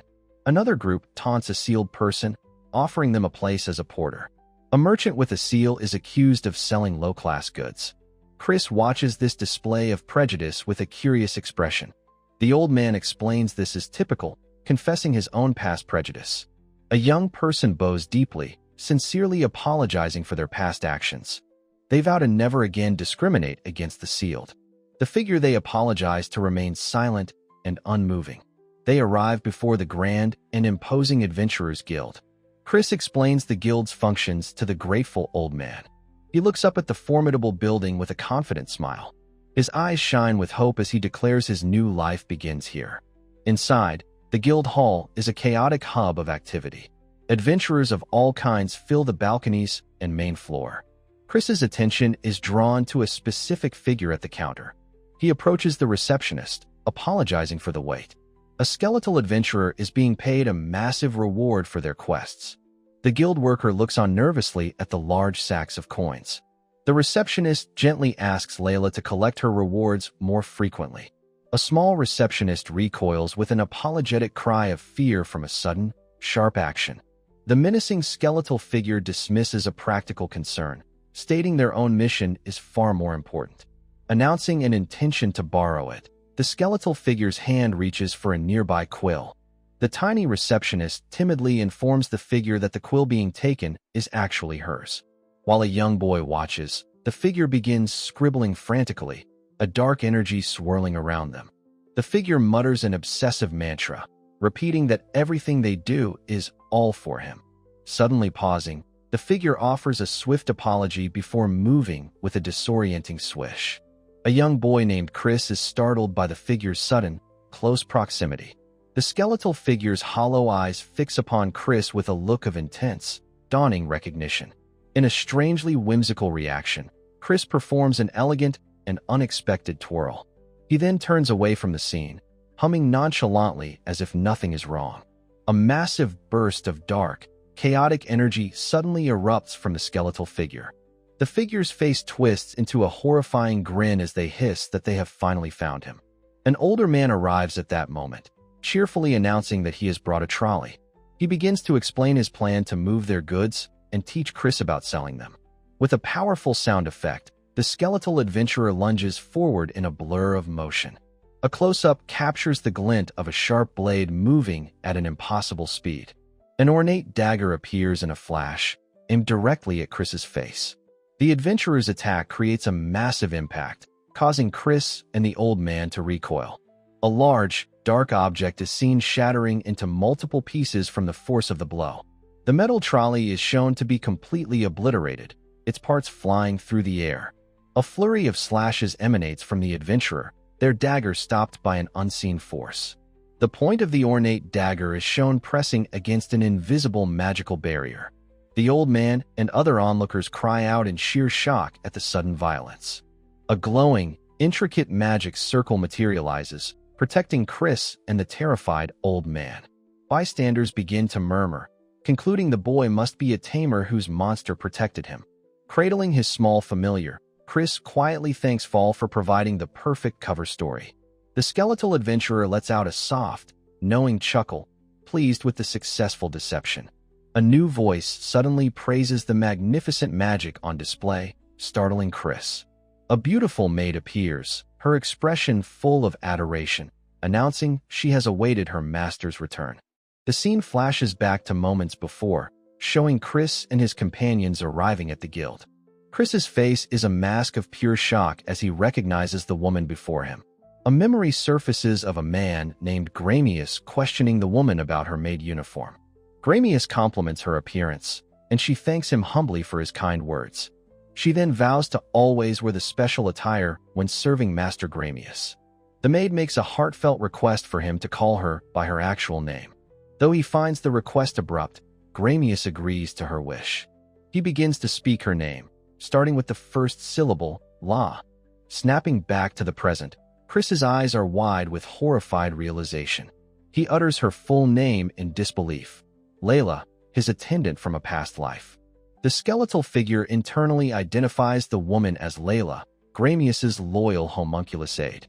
The figure muses that Layla is alive and still wears the uniform he once praised. She realizes Layla has seen through the seals and perceived Chris's immense mana. Layla's voice confirms her unwavering belief, stating that he is Master Gramius. Chris is confused, wondering why everyone is suddenly talking about the legendary sage. Layla suggests they continue their conversation privately, just the two of them. Her suggestion of taking a break at an inn causes her to become flustered. With a confident smile, Layla announces that she knows the perfect place for their talk. Chris tells the old man to wait, reassuring him that the ice on the meat will hold. Layla strides purposefully forward, her heels clicking with an air of authority. Chris questions their destination, surprised to find they have returned inside the guild hall. He wonders if she works for the guild, given her confident and commanding demeanor. She silences a staff member and demands the largest VIP room and some exquisite tea. They are led into a luxurious room filled with fine glassware and expensive bottles. A distinguished, mustachioed man serves Chris a cup of tea, and Chris thanks him politely. The man gives a knowing, intense stare before he departs from the room. The heavy doors to the private room close with a definitive, solid chunk. The scene briefly shifts, showing the two of them inexplicably leaning against a plain wall. With a soft fwash, the illusion of the plain wall suddenly vanishes completely. The receptionist is confused, wondering why they were just leaning against a wall. Chris explains that he has set up a magical barrier to ensure their conversation is private. Layla sits opposite him, formally announcing her intention to begin their discussion. She seeks one last confirmation, asking if he is the reincarnation of Sage Gramius. He affirms her suspicion, adding that he now goes by the name Chris. Layla reintroduces herself as his attendant, revealing she has waited 200 years for him.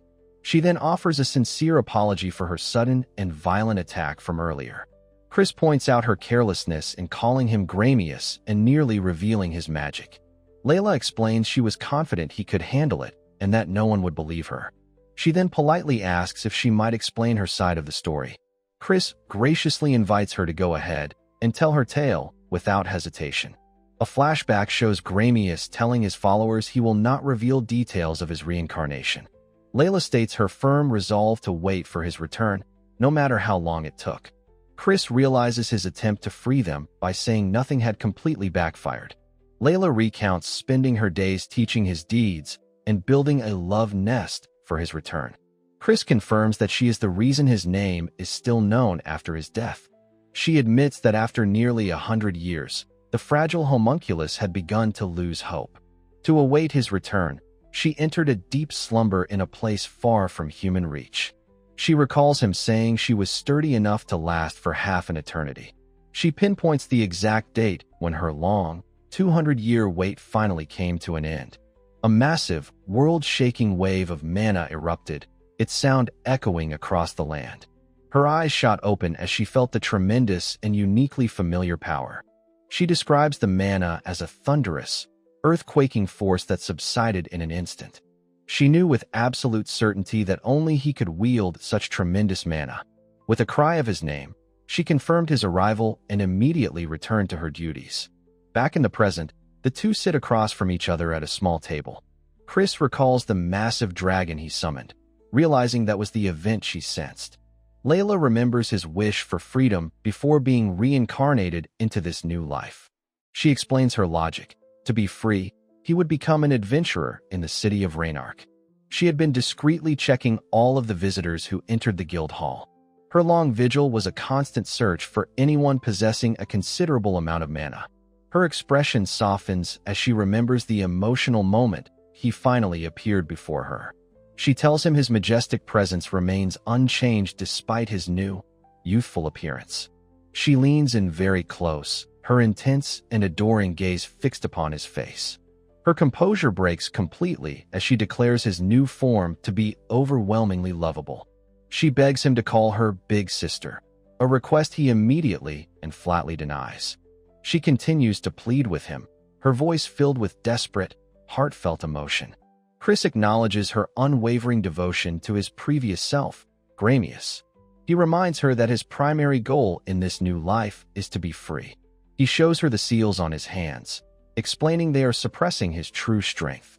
He states that he cannot let anyone know he is a powerful magician. With his hands clasped earnestly, Chris asks his companion to keep his identity secret. Layla, seated in a grand chair, questions why he is dressed so shabbily. Looking down, Chris observes his own worn clothes and the dark seals on his hand. Her expression darkens into a furious glare as she realizes he is being discriminated against. With a resigned gesture, Chris confirms that her painful suspicion is indeed correct. Layla begins by stating she doesn't object to his decision to seek a free life. However, she finds the consequence of him being oppressed far too cruel to bear. The thought of having to silently watch him be ridiculed fills her with anguish. A memory shows adventurers mocking a sealed person, offering them a porter's job. Another memory depicts people assuming a sealed vendor's goods must be low class. Chris realizes Layla's outburst was to protect him from this very prejudice. Seeking confirmation, Layla asks if his wish is to live freely as an adventurer. Chris looks away, affirming her question with a simple, determined yep. With a grim look, she warns him there is no guarantee his wish will be fulfilled. She explains he must register at the guild and pass a rank examination. She is certain he could pass, but fears the results would be falsified. When she suggests a dangerous method to bypass the test, Chris immediately rejects it. Layla's expression shows she anticipated his refusal to take a shortcut. He declares he couldn't restrain his power if discrimination blocked his path. His fist clenches with a sharp crack, demonstrating his powerful resolve. Layla imagines herself in a rage, destroying everything in a fit of blasphemous fury. Chris tries to calm her, warning her about the expensive repair costs. She wails in despair, lamenting the funds for their love nest. After her outburst, Layla takes a moment to compose herself. She admits even the thought of his oppression makes her want to go berserk. He counters by describing the glorious parade he'd get if his identity was revealed. A whimsical image shows a marching band playing loudly in celebration. A massive crowd is depicted, cheering wildly for his glorious return. The celebrated figure sits miserably on a float, surrounded by confetti. The grand parade fills the streets, a scene of unwanted attention. In the vision, Chris screams in horror at the overwhelming celebration.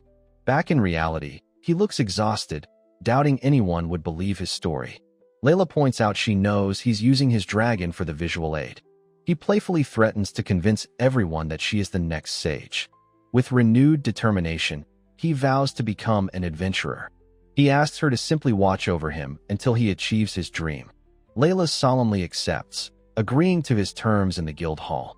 To reassure her, Chris approaches the desk to register immediately. The sound of heels clicking announces the receptionist's arrival. A cheerful elf-like woman introduces herself as the receptionist, Emilia. Layla stares in shock, recognizing the woman at the counter. Emilia enthusiastically squeezes Chris's cheeks, exclaiming how cute he is. Layla erupts in fury, grabbing Emilia by the collar. She threatens the receptionist with death for touching her master so frivolously. Chris reminds Layla of her promise to simply watch over him. Seething with jealousy, Layla reluctantly agrees to a hug later, in private. Chris asks Emilia if she is an acquaintance of Layla's. Emilia confirms Layla is well known at the guild for her skills. Getting back to business, Chris states his desire to register as an adventurer. Emilia hands him a form and a quill to fill out. Her friendly demeanor suddenly vanishes, replaced by a look of panic. Chris looks up from the form, confused by her sudden change. She urgently tells him he must leave the guild immediately. Emilia tries to shove him away, insisting he come back another day. A deep voice interrupts, asking about the source of the ruckus. An imposing, horned man appears, and Emilia freezes in terror. She nervously greets the newcomer as the guild master. Layla stands protectively behind Chris, her expression grim. She internally curses the terrible timing of the guild master's arrival. The guild master, doors to bound, sniffs the air for the stench of a seal. He declares himself an advocator of discrimination and confronts Chris. Doubound sneers at the little seal before him. He grabs Chris's arm, the seal on his hand clearly visible. Holding Chris upside down, he mockingly asks if he wants to be an adventurer. Unfazed, Chris simply pokes the guildmaster's finger curiously. The onlookers chatter, recognizing the guildmaster's bullying behavior. Chris looks on as Emilia pleads for Doubound to stop. A silhouetted figure remarks that the guildmaster is at it again. It's explained he cruelly rejects any sealed applicant, blacklisting them. Another adventurer laments the injustice, as there are no official limits. Layla seethes, knowing he crushes the dreams of anyone with a seal. She worries how Chris will handle this, struggling to restrain her anger. Her internal monologue is a battle between her promise and the urge to kill. A man with a bandaged face claps Doubound on the shoulder to intervene. He reveals Chris is a tamer who killed a giant assault boar. The receptionist confirms the kill's high assessed value. Doubound's expression shifts, a hint of surprise in his eyes. Chris looks confused as another man dismisses the valuable kill. The man calls the meat rubbish and suggests Chris was just lucky. Others agree, assuming the sealed kid just wants to show off. Doubound mockingly asks Chris if he has ever tried the meat before. He laughs, calling the tough meat a treat for a sealed boy. He grabs Chris, boasting he became an adventurer solely to taste the world's dishes. He proclaims he has tasted every gourmet food and strange delicacy imaginable. With the authority of a connoisseur, he prepares to give his verdict. He declares the meat of an assault boar is utter, inedible waste. Chris listens intently as Doubound describes its toughness and abominable stench. He sarcastically apologizes for wasting such good food on a feast for Chris. Layla's expression reveals she knows a secret about preparing the meat. A look of dawning understanding crosses Chris's face. Doubound misinterprets his silence, taunting him and asking if he'll cry. Chris's expression hardens as he requests a cooking space. He boldly proclaims he will prepare the greatest dish Doubound has ever tasted. The scene shifts to a well-equipped guild kitchen. Chris appears in an oversized chef's uniform, ready for the challenge. Doubound grumbles, questioning why he's judging this spectacle. He promises to let Chris register if the dish is delicious, but has no hope. With a confident glint in his eye, Chris prepares to begin. The onlookers are skeptical, but one notes Chris's mysterious, knowing flair. Chris takes a deep breath with his companion, Fall, ready to cook. With great pride, Chris internally boasts that their past life as a sage naturally makes them an excellent cook. Their confidence swells as they mentally declare their status as the sage. However, this bravado shatters as they admit to themselves this isn't the case at all. They frantically confess to never having cooked before, not even in their previous life. Chris reasons that body-strengthening magic can compensate for their small frame, but that's all. Guildmaster Doubound laughs mockingly, calling their attempt pathetic and questioning if they can even cook.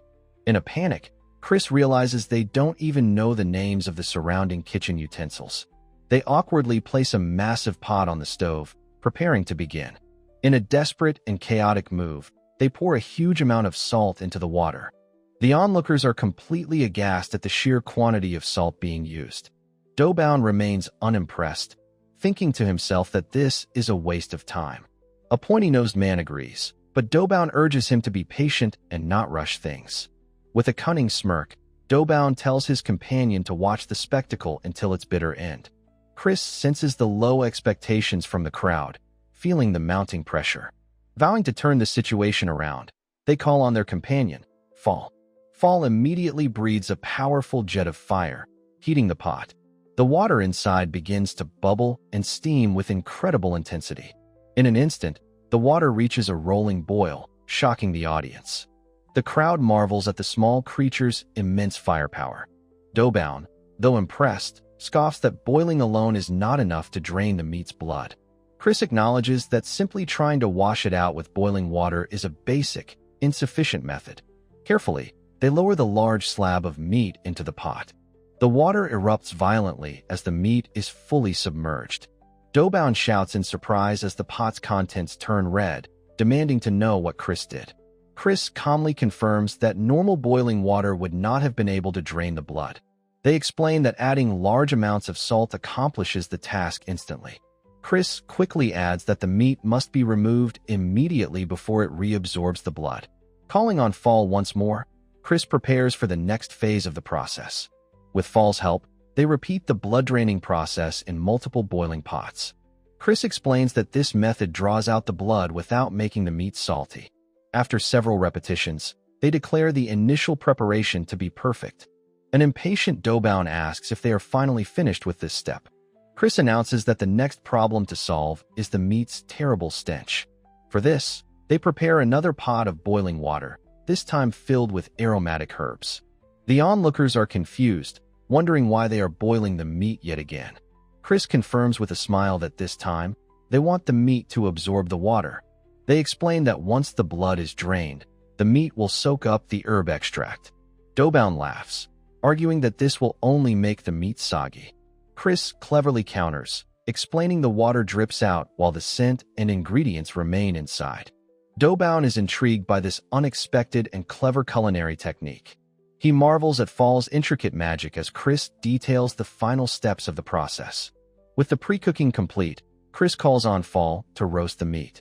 The onlookers comment on the perfect synchronization between Chris and their partner. Finally, Chris steps back and triumphantly announces that the dish is done. They present the magnificent herb-roasted assault boar meat to the amazed judges. Douban concedes that the dish looks enticing but insists that the taste is what truly matters. As Chris takes the first bite, they wonder how their first attempt will fare. Douban chews, his expression freezing in a state of utter, silent shock. The pointy-nosed man is also stunned into silence by the incredible flavor. Chris calmly remarks that the dish tastes fine if one just follows the standard procedure. They quietly hope that their own version can compare to the original creators. A flashback begins, introducing a cook named Richard who worked at the Gramius residence. The sage Gramius asks the emotional Richard if he is truly about to leave. Gramius expresses his deep regret at no longer being able to enjoy Richard's meals. Richard humbly replies that serving his master has been a profound honor. Gramius then questions Richard's choice to retain his mortal human body. Richard explains that as a homunculus, he could have chosen a much longer life. He passionately declares that his goal is to become a renowned and famous cook. Inspired by Gramius's own achievements, he will use his human lifespan to accomplish his dream. Richard eagerly tells Gramius to try his invented dishes when he is eventually reborn. However, the chef's confident demeanor suddenly falters. He admits that the stress of fame is too much and that he would rather be famous after he has died. The narration confirms that Richard was the one who invented the cooking method for assault boar meat. In the present, Chris recalls being intrigued by the procedure in their past life. They acknowledge that the knowledge from that time has helped them greatly in this situation. Chris muses that the fact this method isn't known now means something. An elf girl, representing Richard's spirit, is scared to try the dish. Stealing her nerves, she takes a hesitant bite.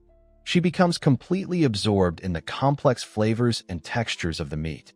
She exclaims that the meat is delicious and wonderfully pleasant to chew. Douban agrees, unable to stop eating the perfectly prepared dish which draws out the meat's innate taste. Soon, all the plates around them are wiped completely clean.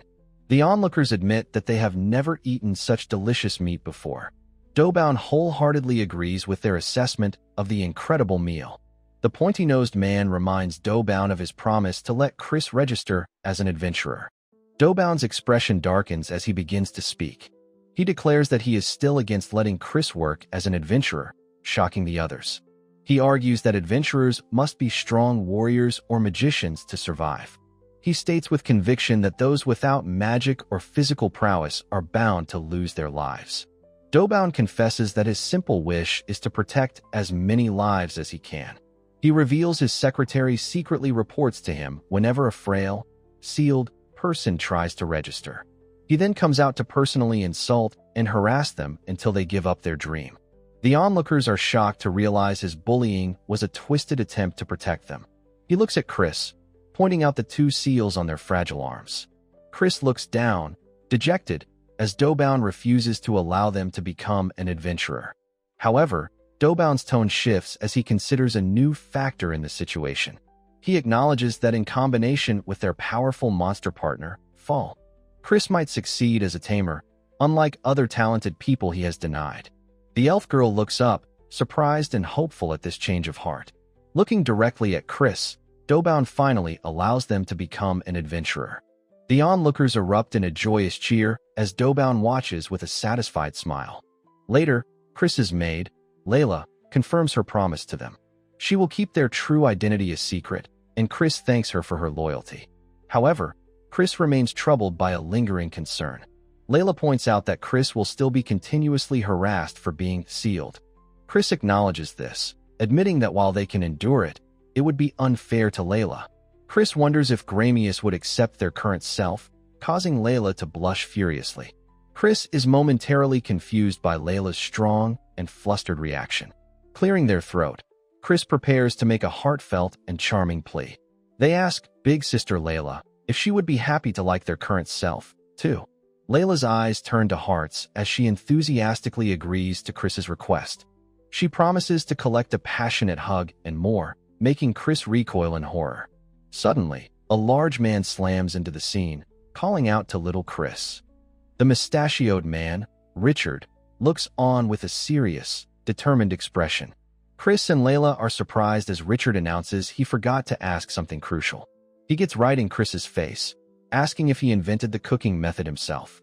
Richard mutters his secret ambition to become famous only after he has already died.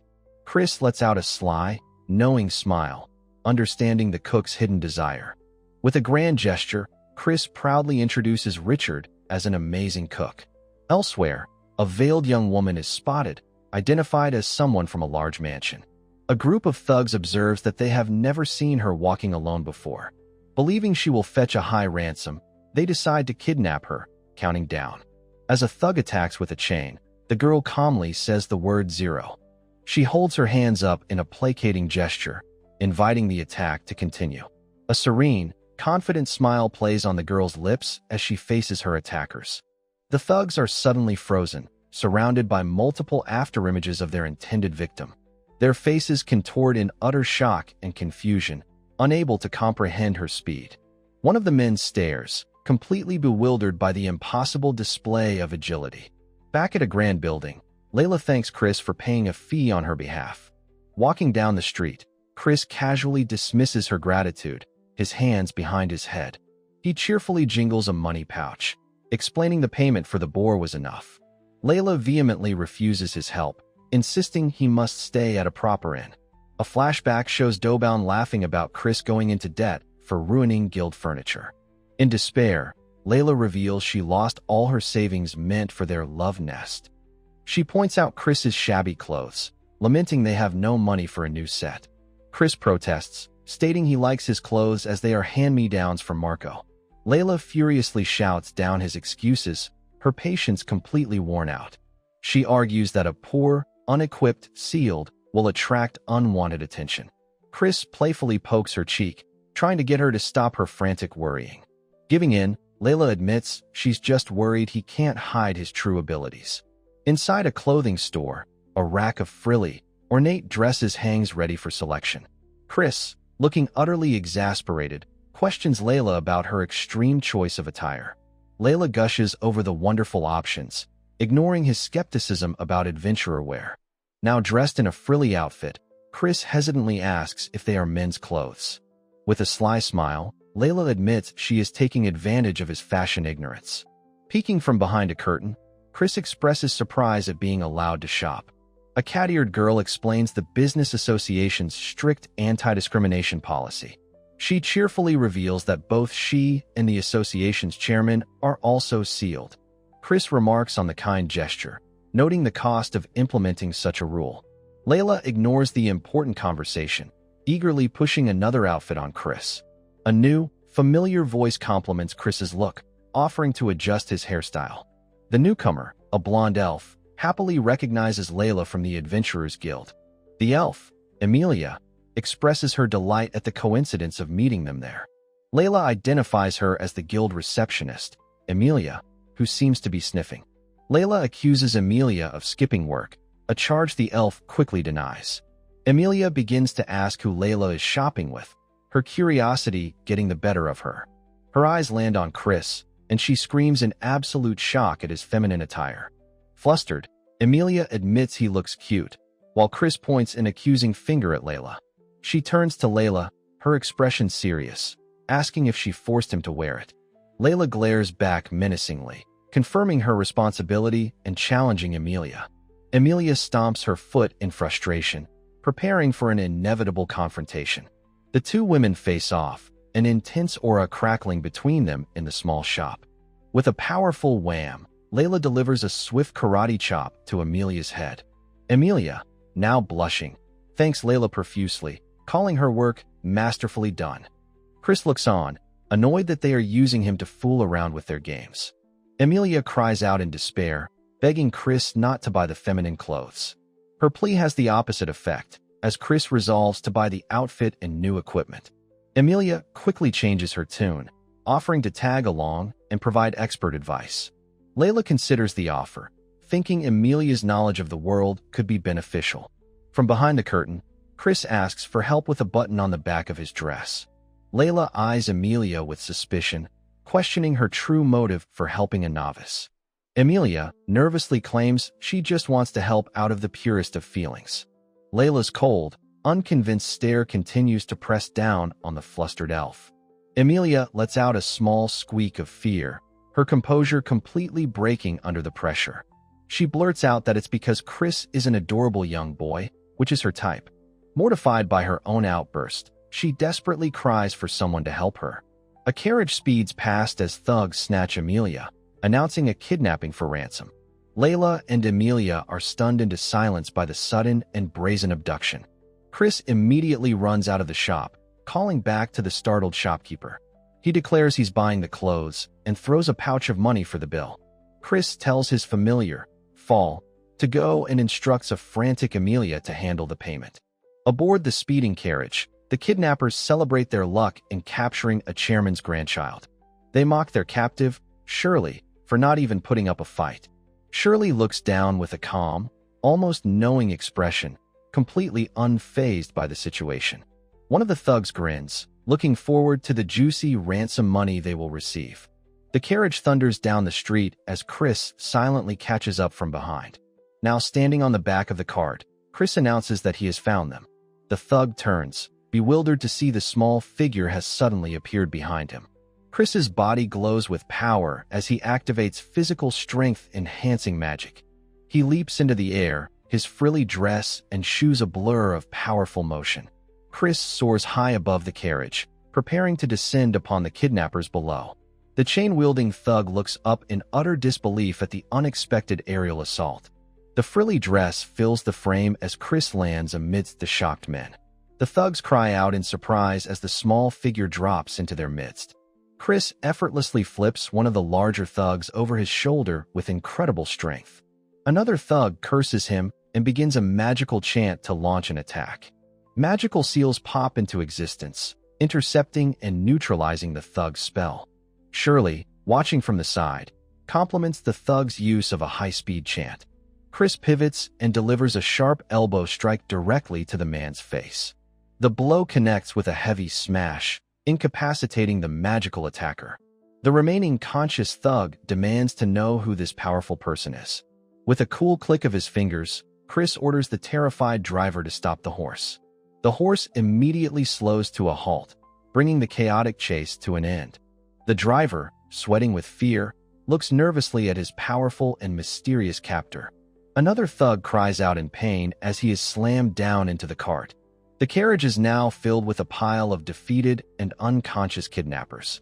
Layla arrives on foot, casually observing that the situation has already been resolved.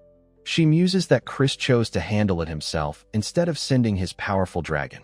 Chris looks on, confirming Layla's observation about his tendency to jump into emergencies. Layla walks up to the carriage and congratulates Chris on a job well done. Layla observes Chris, fearing a quiet life will be impossible for him. A man shouts to the crowd that the girl stopped the kidnapping. Chris is stunned, realizing the rescued girl is the chairman's granddaughter. Standing in the wrecked cart, he panics, remembering his conspicuous dress. He decides to continue acting as a girl to protect his identity. Suddenly, a voice from behind calls out his name, startling him. A girl with long, light hair gently pokes him, getting his attention. She reveals herself to be Shirley, who beams and thanks him for the rescue. Chris is surprised as Shirley explains she knew they would meet again. He processes the information, asking if she is really the chairman's granddaughter. A panting Mr. Beaumont arrives on the scene, calling out to them. He rushes to Shirley's side, overcome with worry for her safety. Layla confirms to a surprised Beaumont that Chris and Shirley already know each other. A massive dragon lands, carrying Shirley's grandfather, the chairman. The chairman heartily thanks the little girlie for saving his granddaughter. He then does a double take, murmuring Chris's name in recognition. The chairman is confused, realizing Chris is the boy from the fort. Emilia, the guild receptionist, finally arrives, completely out of breath. She is shocked to see the situation has already been completely resolved. Layla calmly asks Emilia why she is so flustered. Emilia wails that the dress was so expensive they have no money left. Chris shows Layla a tear in the fabric, noting they can't even return it. Beaumont overhears and asks if Chris is in need of adventuring equipment. He forcefully grabs a stunned Emilia by the arm, taking charge. Beaumont declares he will repay Chris by providing a full set of the best gear. Emilia, roped into the plan, looks on with an expression of utter defeat. Later, Layla prepares to make a grand announcement about the new equipment. With a dramatic flourish, she begins to unveil Chris's new adventurer outfit. Chris is revealed in sleek, dark armor, which Layla explains is ideal for a tamer. Beaumont, Shirley, and Emilia stare in absolute awe at his impressive new look. Chris's familiar praises his handsome appearance as Chris smiles, pleased. Layla affectionately ruffles Emilia's hair, praising her for her help. Chris turns to Mr. Beaumont and sincerely thanks him for his generosity. Beaumont dismisses the thanks, insisting he still feels indebted for the rescue. Layla's expression turns cunning as she sees an opportunity in his words. She swoops in, asking if he might also cover their fees for a few days. Shirley quietly chides Layla for trying to abuse Beaumont's generosity. Beaumont thoughtfully considers their lack of a place to stay. With a wide, benevolent smile, he offers for them to come live with his family. The offer is met with a collective shout of utter shock from the group. Shirley is ecstatic, telling Chris they've found a place at the luxurious mansion. A beaming Mr. Beaumont announces their immediate departure for his home. The group sets off, Chris waving excitedly as they head towards their new life. Riding in the carriage, Chris muses that his journey seems to be skipping steps. Beaumont gently scolds Shirley, but she is simply happy for Chris. A retainer explains Shirley is never alone, yet was abducted the one moment she looked away. Chris is startled by the implication that this was no mere coincidence. He realizes the coincidence led to him getting new equipment and a place to stay. The retainer warns Chris to be cautious, mentioning Shirley's powerful divine eye. She explains Shirley has a power related to precognition as Shirley hums nearby. Chris begins to ask for more information about her mysterious powers. Shirley turns and stares directly at him, her gaze interrupting his question. With a sweet smile, she states that everything is thanks to Chris. The truth hits Chris with the force of a physical blow. He realizes with shock that she orchestrated the event to help them. Arriving at the Grand Mansion, the staff welcomes Beaumont and Shirley home. The household greets them warmly as they pull up in the carriage. Beaumont instructs the staff to prepare rooms for Chris and Layla. Inside, two maids playfully ask Chris if he has Beaumont's approval for Shirley. A servant recognizes Layla as the famous reward hunter from the guild. Chris looks around, remarking on the lively atmosphere of the estate. Mr. Beaumont laughs, agreeing with Chris's assessment of his home. An employee praises Beaumont for treating all his subordinates with equal care. Layla notes that this level of care for servants rivals Chris's previous life. Chris looks up at the magnificent mansion, lost in thought. He wistfully hopes that his own children from his past are doing well. His small familiar, Fall, zips past, startling Layla with its speed. Shown to a luxurious room, Chris questions if they can really stay there. Layla expresses her own hesitation at using such a wonderful space. Beaumont insists they accept, offering them each a personal room. Now settled, Beaumont announces their next destination is the church. Layla and Chris are relaxing when Beaumont returns with his new plan. Chris questions the sudden trip, and Beaumont explains it's to rid them of past sins. Chris recalls with disdain how his seals are now viewed as symbols of sin. Annoyed by the religious hoax, he tries to decline the invitation. Beaumont misinterprets his reluctance, his face full of concern. He wrongly assumes Chris is a brooding hero who wishes to carry his sins alone. Chris gives up arguing, deciding it's pointless against a faithful believer. Shirley suddenly declares that she doesn't want to go to the church either. Beaumont is exasperated, reminding her that even those without seals should pray. Chris is surprised, having imagined her as someone who would enjoy praying. Shirley turns to Chris, pleading for him to help her get out of it. Her plea is ignored as Beaumont drags her away, leaving Layla behind. Inside the grand church, a priest begins a sermon on post-mortem punishment. He explains that the seals are a testament to sins committed in a past life. Chris, sitting in a pew, is utterly bored by the sermon. He leans over to Shirley, asking if she is also having trouble listening. He is startled to see her in a strange daze, a serene smile on her face. Her ethereal expression catches him completely off guard. Their small group sits amongst the diverse congregation, looking out of place. The service leaves Chris feeling completely exhausted. Outside on a bench, he complains about the ridiculous interpretation of his curse marks. The priest from the service approaches, apologizing for his tardiness. He greets Shirley and Beaumont warmly, explaining he's been traveling for a month. His gaze then lands on Chris, and he asks who the boy might be. Beaumont introduces Chris, and the priest exclaims in shock upon hearing he has 2 seals. The priest looks at Chris with pity, murmuring to himself. He tries to wave off his own concern, but can't help himself. He dramatically laments Chris's terrible crime, but assures him repentance will bring forgiveness. The priest then turns to Shirley, gently asking if she is feeling all right. A priest gently pats Shirley's head, expressing his relief that she's unharmed. Chris observes, noting how happy she seems despite her initial reluctance. The priest is glad to hear she's okay, patting her head again. Shirley thanks him sincerely, but accidentally starts to call him father. A close-up shows Chris's eye widening slightly, having heard her slip up. Flustered by her mistake, Shirley abruptly turns to leave. She announces to everyone that she will wait in the carriage. The priest and Beaumont chuckle, finding her endearing mistake adorable. This prompts Chris to ask a quiet question about her parents. Beaumont explains that she is an orphan and likely feels lonely. Later, the priest muses he wouldn't mind being her real father. That night, a grand mansion rests peacefully under a crescent moon. Inside, Chris stretches, feeling blissful after a wonderful meal and bath. He collapses onto the enormous, soft bed with a happy sigh. Lying on his back, he marvels at having such a large room.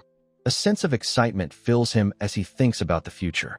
He feels that his new life as an adventurer is finally starting. His relaxation is broken when he sees Layla waiting in his room. Before he can react, a soft knocking sounds at the door. The door creaks open, revealing Shirley peeking shyly inside. Layla questions why a maiden would visit a boy's room so late. Shirley reveals she wants to discuss the priest from earlier today. Chris briefly panics, thinking she might want romantic advice. She then quietly asks if Layla can listen to their conversation. The 3 of them sit down in a quiet sitting area in the room. Shirley hesitates, her expression nervous as she tries to speak. She starts and stops, struggling to find the right words. Chris and Layla look on, waiting patiently for her to continue. Her face is clouded with a mixture of worry and confusion. She dismisses her concern, then immediately insists it's important. Layla reassures Shirley that it is fine to speak freely. Shirley finally asks Chris why he saw her as a sage. Her direct and unusual question takes Chris completely by surprise. A flashback shows him thanking Mr. Sage for a past rescue. He theorizes she has a mysterious power equal to that of a sage. He promises her that he might be able to explain it properly one day. For now, however, he apologizes for not having a clearer answer. He then shifts the topic, looking at her with a gentle expression. He recalls her surprising calmness when captured by bandits. He asks if her composure was due to some kind of intuition. Shirley confirms she knew they would be saved, thanks to someone. She credits both Chris and the small creature resting in her lap. Chris realizes she also figured out the identity of his companion, Fall. With a new sense of purpose, he asks to examine her eye. He leans in extremely close as Layla reacts with comical shock. Shirley looks back at him, confused by his sudden, intense request. Staring intently into her iris, Chris confirms his suspicion. He declares that her strange power originates from her eye. Shirley looks worried, asking if this is something bad. Chris's expression is serious as he considers his next words. He reassures her it's a divine eye that grants God's protection. Shirley lets out a soft sigh of relief upon hearing this. The mention of protection gives Chris another idea. He opens a drawer, retrieving an ornate pendant on a chain. Shirley looks at the jewelry, murmuring how beautiful it is. He asks if she likes this kind of accessory as Layla watches. He then begins to imbue the pendant with magical energy. A glowing, intricate magic circle forms around the charm. The enchanted pendant swoops gracefully through the air toward her. Chris offers it to her as a protective charm for her to accept. Deeply moved, Shirley can only whisper his name in response. Layla internally praises his problematic but lovable gesture.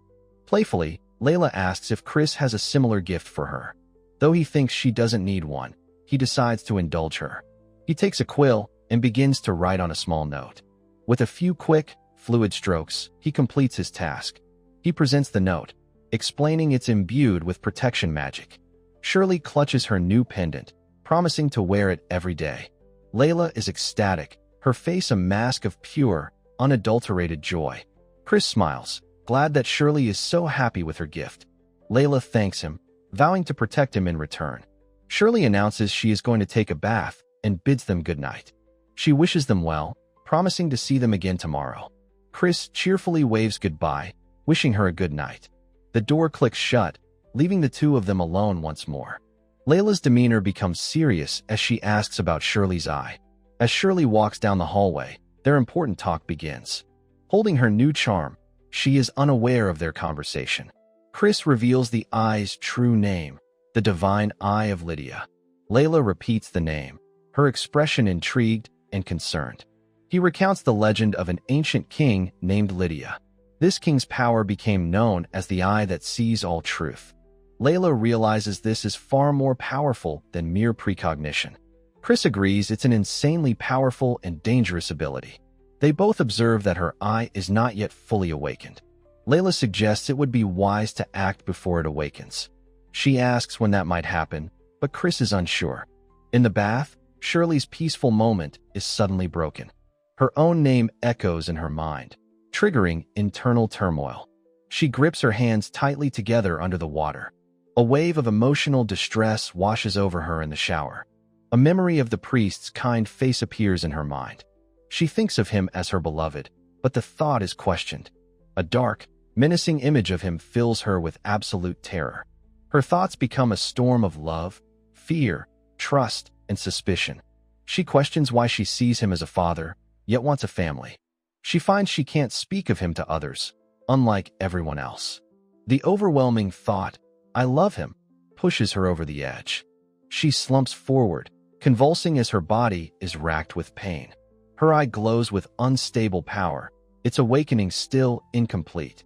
A hooded figure muses that it will be years before any countermeasure is needed. Suddenly, a psychic shockwave hits, causing them to gasp in distress. Their eye widens in horror, having a terrible premonition that everyone will die. A complex, glowing magical sigil activates within their eye, signaling the vision. In the vision, a a shadowy girl believes her presence means death for everyone. A new scene begins with the sound of a man's maniacal, triumphant laughter. He gloats over a pale-haired girl, declaring his charm magic has finally worked. With a possessive cry, he claims Shirley as his very own. The man boasts about the time and effort it took to finally make her his. From his hand, a dark, globular substance slithers towards her captive face. He leans close, preparing to give his command with a predatory look. The black globule moves to engulf her as he orders her to offer herself. His command is for her to offer him her body, which is rich with mana. Shirley's expression shifts to a knowing smirk as she invites him to proceed. From within the dark substance, a monstrous, sharp-toothed grin appears. The creature laughs maniacally as it lunges forward to attack its victim. With a sickening gulp, it engulfs her head, its laughter echoing loudly. On the floor, Shirley's body twitches violently as the possession takes hold. The entity's triumphant laughter continues, filling the desolate scene with glee. The man's discarded body lies lifeless as the entity celebrates acquiring its new vessel. A vision of Chris is shown, defeated and sorrowful amidst the chaos. The entity, now in Shirley's body, declares its intent to rule the realm. In the vision's climax, the possessed Shirley laughs as Chris is thrown back. The vision ends as a glowing magical sigil shines intensely in Shirley's eye. Back in reality, Shirley pants, her body trembling from the horrifying premonition.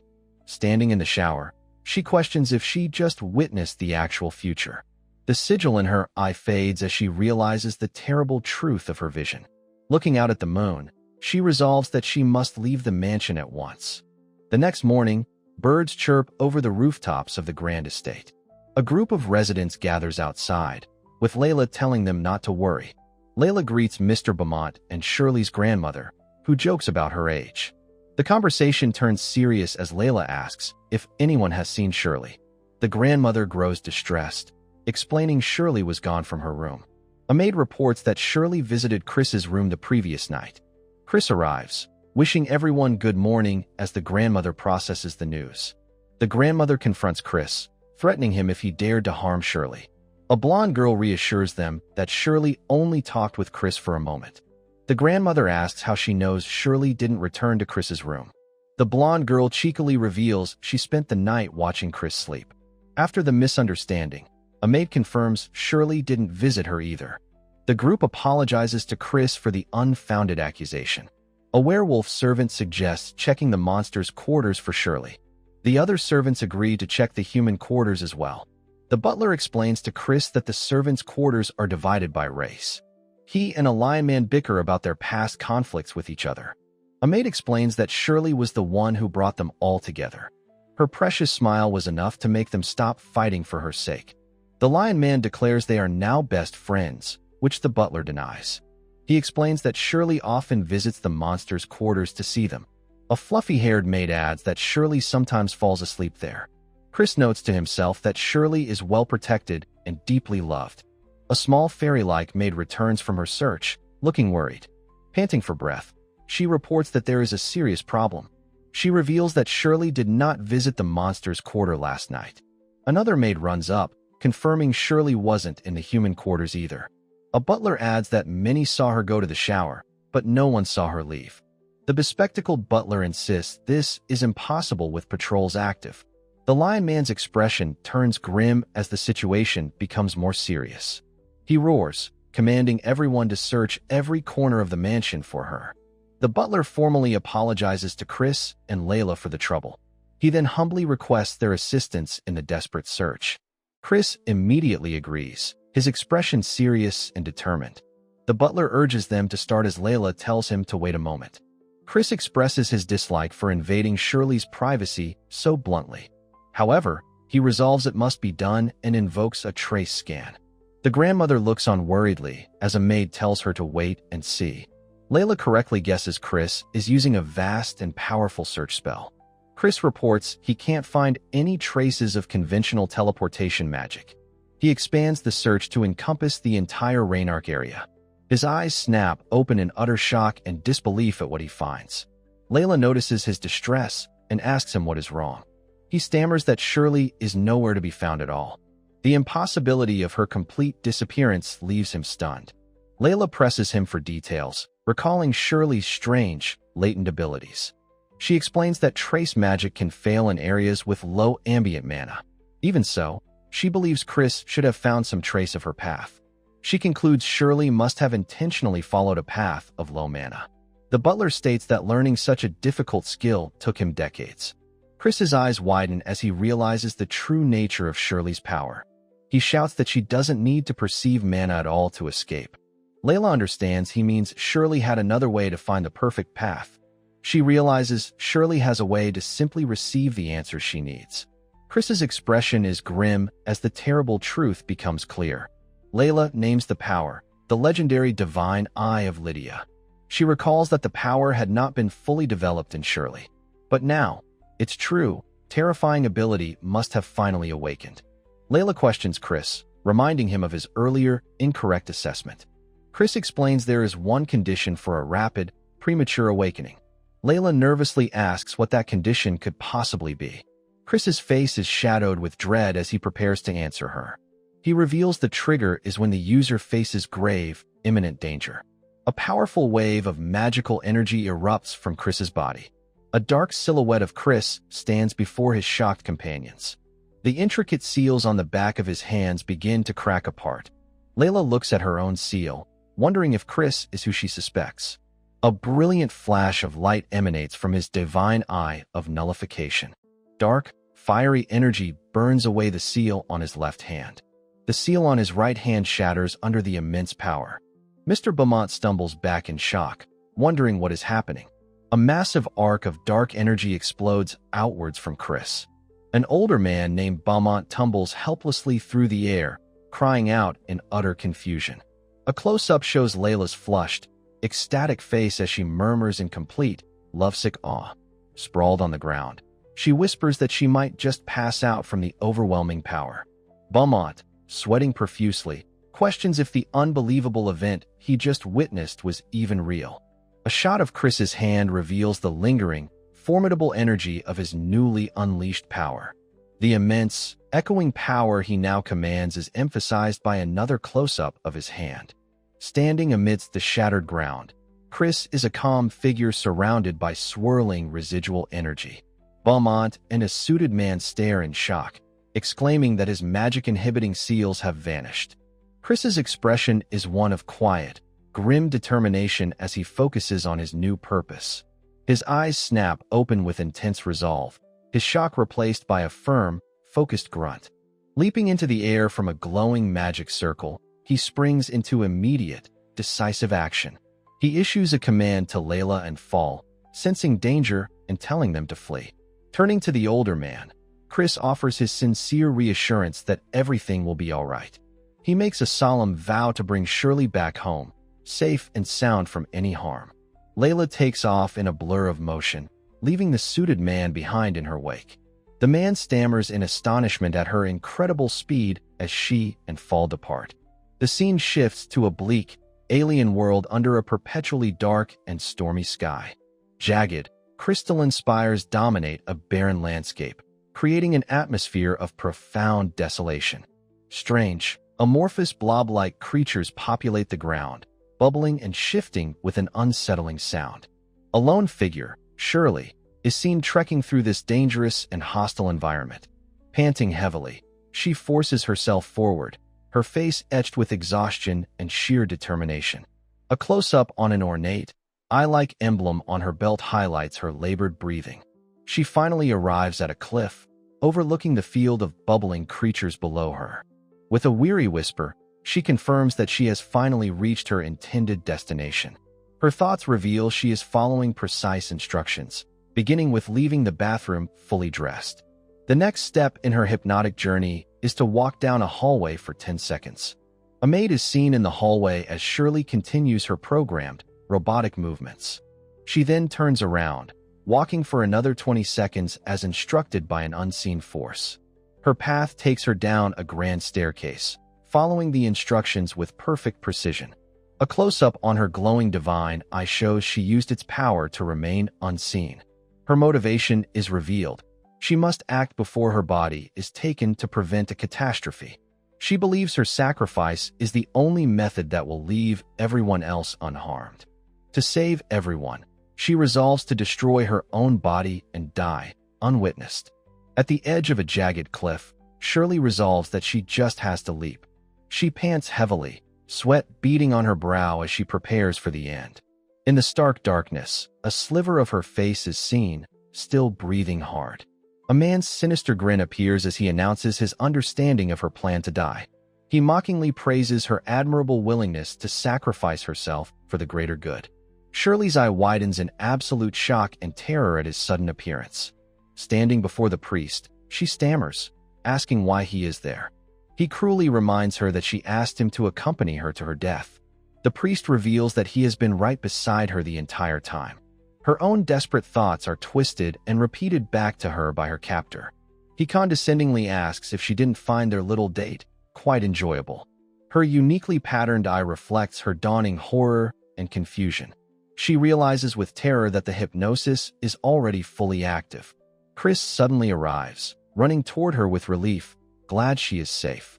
Turning to face him, her long white hair obscures her expression. A close-up shows her face, now wearing an unsettlingly calm smile. She greets him as Sage Gramius, saying she has been waiting for him. Chris recoils in utter confusion at being called by his former name. The entity explains the difficulty of controlling Shirley due to her divine eye. It reveals Chris's awakening created an unintended but wonderful side effect. Furious and bewildered, Chris demands to know the entity's true identity. Dark energy writhes as the being mocks his inability to recognize it. He begins to realize the horrifying truth, recalling the 200-year gap. The entity confirms his suspicion, stating its grudge has lasted 2 long centuries. It triumphantly announces its identity as the Demon Lord, vowing to get its revenge. In the desolate landscape, Chris identifies his foe as the Demon Lord. He grimly notes that he should have defeated her for good 200 years ago. The Demon Lord asks for a moment before beginning their confrontation. She states her need to adjust her current physical appearance. Her body writhes as dark energy violently pulses from her form. In a powerful rush of motion, her old form is torn away completely. Now with long black hair, she expresses satisfaction with her much-improved new look. She cruelly explains she couldn't stand looking like a saint in this body. The Demon Lord anticipates her foe's question about how she is still alive. She reveals her survival was due to a single eyeball, allowing her to regenerate. After 200 years, she triumphantly announces her return to the human world. Gramius curses his past carelessness, vowing to completely obliterate her this time. A flash of light summons a new figure, whom Gramius identifies as the Angel of the Sword.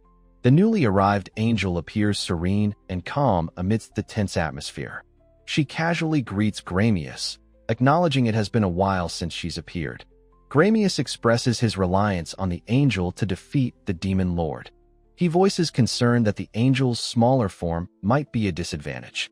The Angel of the Sword prepares to strike down her foe from above. Gramius instructs her to focus solely on striking the spirit within Shirley's body. He worries that her larger sword will only make it easier to miss the target. A swift sound marks the beginning of the angel's high-speed assault. The Angel of the Sword lunges forward in a powerful, graceful arc of motion. Her expression shifts to surprise as her attack fails to connect with its target. The Demon Lord lets out a mocking laugh, having easily dodged the holy blade. She taunts the angel, questioning her inability to land a single successful blow. The Demon Lord explains that attacking her is futile in her current state. She reveals her current body is that of a holy servant named Shirley. Gramius grudgingly admits his foe's strategy is impressive and well executed. The Angel of the Sword readies her weapon for another attempt at the elusive demon. The Demon Lord invites them to continue the fight, confident in her advantage. Suddenly, Gramius joins the battle himself in a blur of motion. He engages the Demon Lord in a furious bout of close-quarters combat. The air crackles with the sound of their rapid, powerful exchange of blows. Their high-speed battle rages across the desolate landscape in a flurry of strikes. The Demon Lord gleefully compliments Gramius on his impressive defensive skills. She presses her attack, forcing him back with relentless, powerful strikes. Gramius is pushed onto the defensive, unable to keep up with her speed. The demon lord's laughter echoes as Gramius struggles against her overwhelming might. He is astounded that her physical strengthening magic surpasses even his own. Finding no opening to counterattack, he realizes he must change his strategy. Gramius resolves to use his curse marks to weaken his formidable opponent. The demon lord taunts Gramius, revealing she knows the name of his secret magic. Gramius is shocked, realizing his foe even knows the secret name of his curse marks. With a triumphant grin, the demon lord credits her knowledge to her divine eye of Lydia. She taunts Gramius, calling his current predicament a miscalculation she greatly appreciates. Explaining the eye's primary limitation, she notes it cannot see the future of stronger mana users. However, the eye allowed her to perceive everything else with perfect clarity. She screams his name, revealing she knows he is Gramius and that he erased his seals. The truth dawns on Gramius. His foe's combined mana now surpasses his own. He reluctantly considers using a powerful, last-resort ability he would rather avoid. Seething with resentment, the demon lord promises he will not receive an easy death. She unleashes a devastating lightning strike, commanding it to burn him to cinders. Following the initial blast, she summons a torrent of omnipotent hellfire to engulf him. Her final attack, an absolute strike, is meant to carve a hole into the very earth. Gramius coughs, overwhelmed and battered by the relentless magical barrage. The impact gouges a massive, smoking trench into the desolate landscape. A wider view shows the sheer scale of the destructive assault. In the crater, Gramius lies defeated as the demon lord approaches. With a casual flick of her wrist, she prepares her next move. An invisible force surges from her hand with palpable power. Gramius's body is lifted helplessly into the air by her unseen magic. The demon lord is still unsatisfied with her victory. A pair of massive demonic wings sprouts violently from her back. Now fully winged, she stands as a figure of absolute menace. She hovers before the suspended Gramius, her power now completely revealed. Gramius, barely conscious, mutters that her assault is still not enough to break him. With a cruel smile, she promises to show him something truly interesting. She begins a complex incantation, magical energy gathering around her. The very air around Gramius fractures into a mosaic of magical screens. One screen displays a peaceful, bustling town square. Gramius recognizes the location as the city of Reinark in the present day. The demon lord explains this is merely a necessary prelude to her main show. He questions the pointlessness of her actions, a hint of defiance in his voice. She dismisses his question with a laugh, simply telling him to shut up and watch. Gathering her power, she prepares to broadcast her message across the city. The projection magic activates with a powerful, humming sound. Her giant, spectral face appears in the sky, greeting the residents of Reinark. A panoramic view shows the city of Reinark, now under her ominous gaze. Below, the citizens look up in a mixture of confusion and fear at the demonic visage. She addresses her true audience, calling out to her demon comrades within the city. At the Beaumont residence, the staff notes the voice resembles Shirley's, but the hair is different. She scorns the peaceful demons as traitors who have forgotten their true home. Demons in the street react angrily, telling the projection to stop talking nonsense.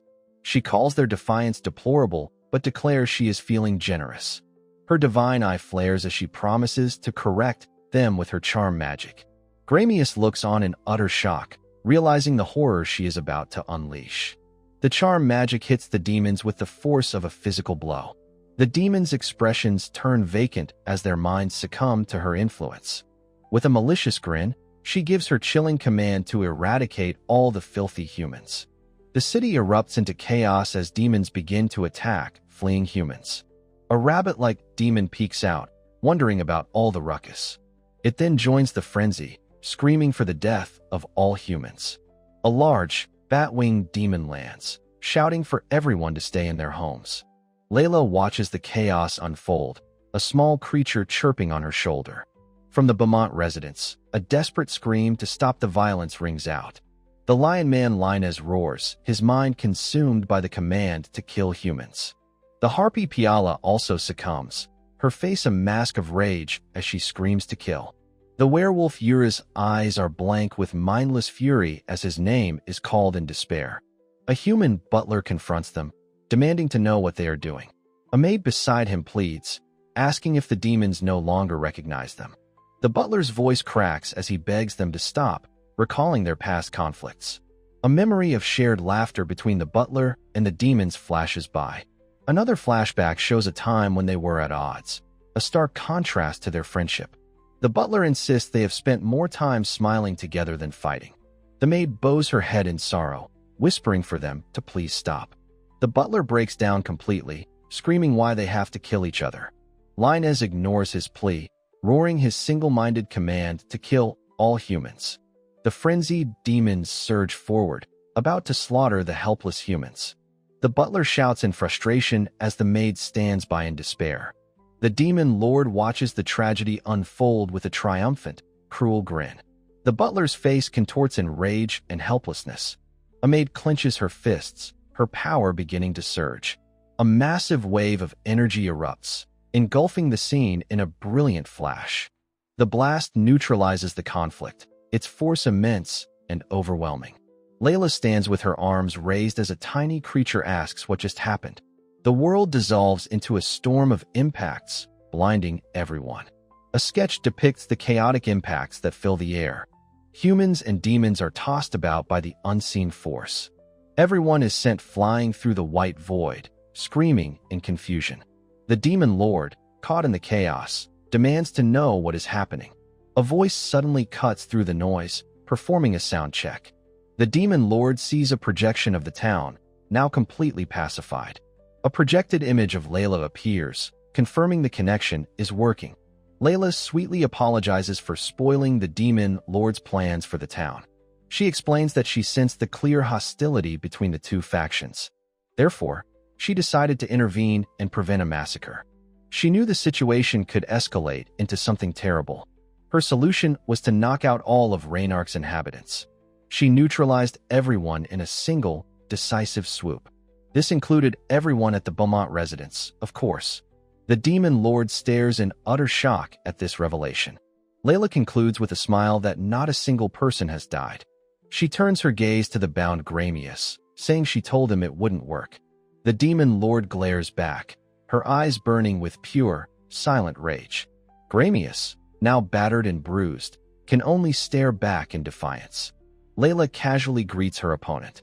The demon lord furiously demands to know how Gramius avoided her charm magic.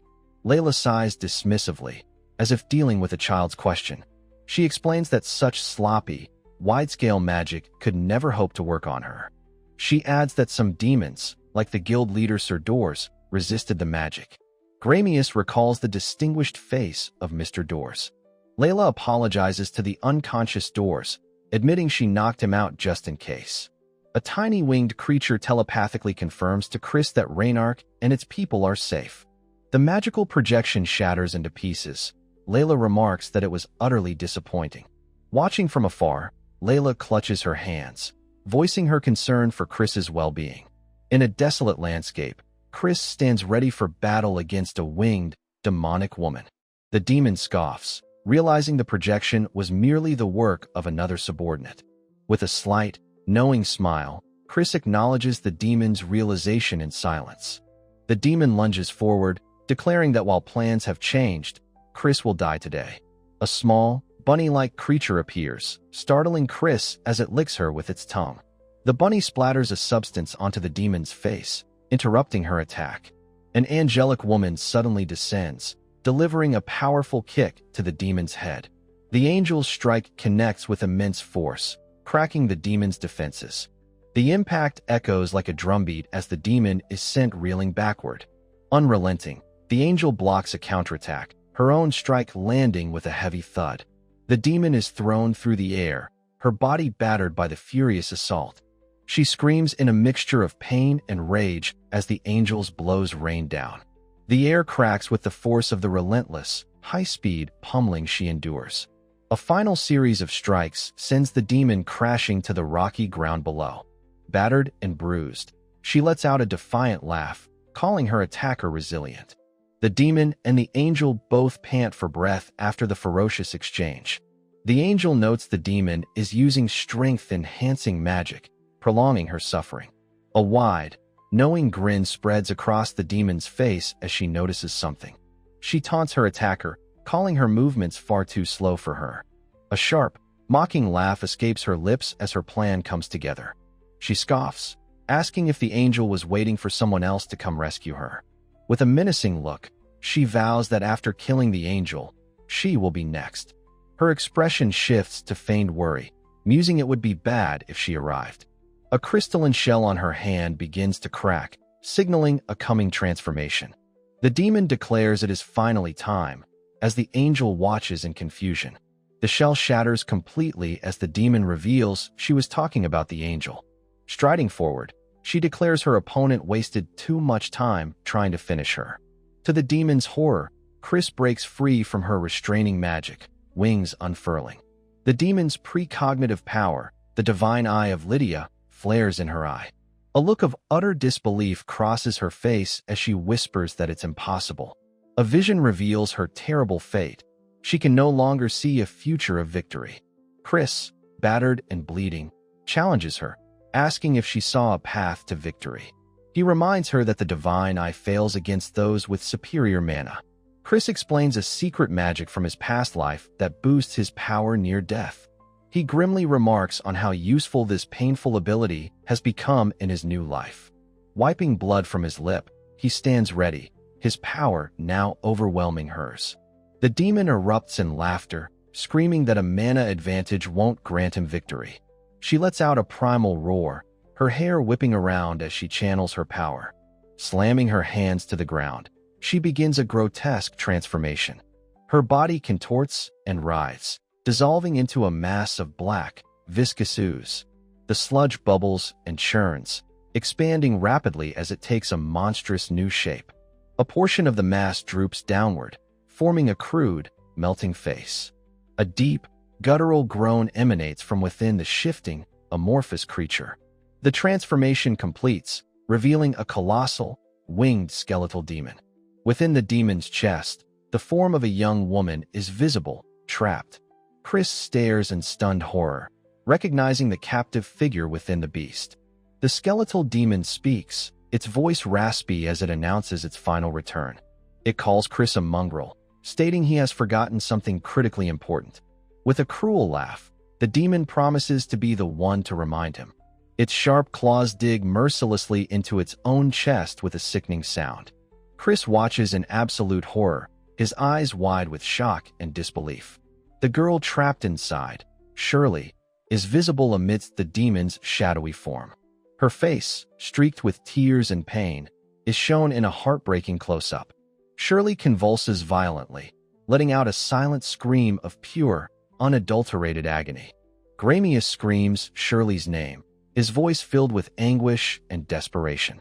The demon reveals its trap. It has awakened Shirley's consciousness within its body. A small diagram shows Shirley suffering any damage inflicted upon the demon. The demon laughs maniacally, taunting Gramius that he cannot even attack it. Gramius seethes with helpless rage, wanting to kill the demon but unable to act. He tries to reassure Shirley, promising to save her despite his uncertainty. From within the monster, Shirley begs Chris to erase her along with the demon. She explains her vision. If the demon is not defeated now, everyone will die. Overwhelmed with guilt, she believes none of this would have happened without her. Tears stream from her eyes as she confesses she no longer wants to live. Chris is rendered speechless by her heartbreaking, desperate plea for death. The demon finds her despair amusing and asks if Chris heard her wish. It suggests he should grant her wish and take this path with her. The taunt pushes Chris over the edge, and he roars for the demon to shut up. He looks at Shirley with pained understanding, realizing the source of her despair. His anger softening, he calmly tells Shirley that she doesn't have to worry. He declares his principle. He would never use his magic to force anyone's will. He calls any magic that controls people's hearts, like brainwashing, utterly despicable. Shirley looks at him, her expression clouded with confusion by his declaration. The demon scoffs at his high-minded words, unimpressed by his moral stance. Chris reminds Shirley of the pendant he gave her, stating a condition for her survival. The demon mutters the word pendant, intrigued by this new development. He tells Shirley that if she truly wishes to live, the pendant will save her. He insists that he can only rescue her if she herself wishes for it to happen.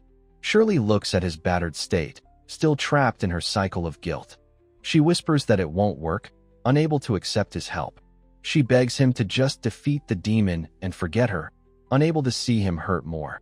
He cuts her off with two powerful words, telling her that she is wrong.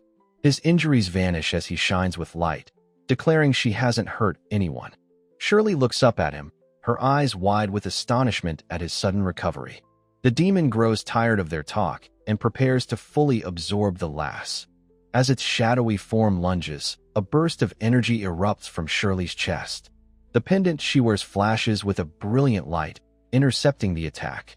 A massive arc of energy strikes the demon, sending it reeling back in pain. Freed from the monster, Shirley whispers Chris's name in disbelief and relief. Chris looks down at her with a gentle, knowing smile, his purpose clear. Kneeling in a circle of light, Shirley asks if it is okay for her to keep living. Chris warns Shirley that things are about to get nasty and tells her to close her eyes. Shirley squeezes her eyes shut tightly, trusting his words completely.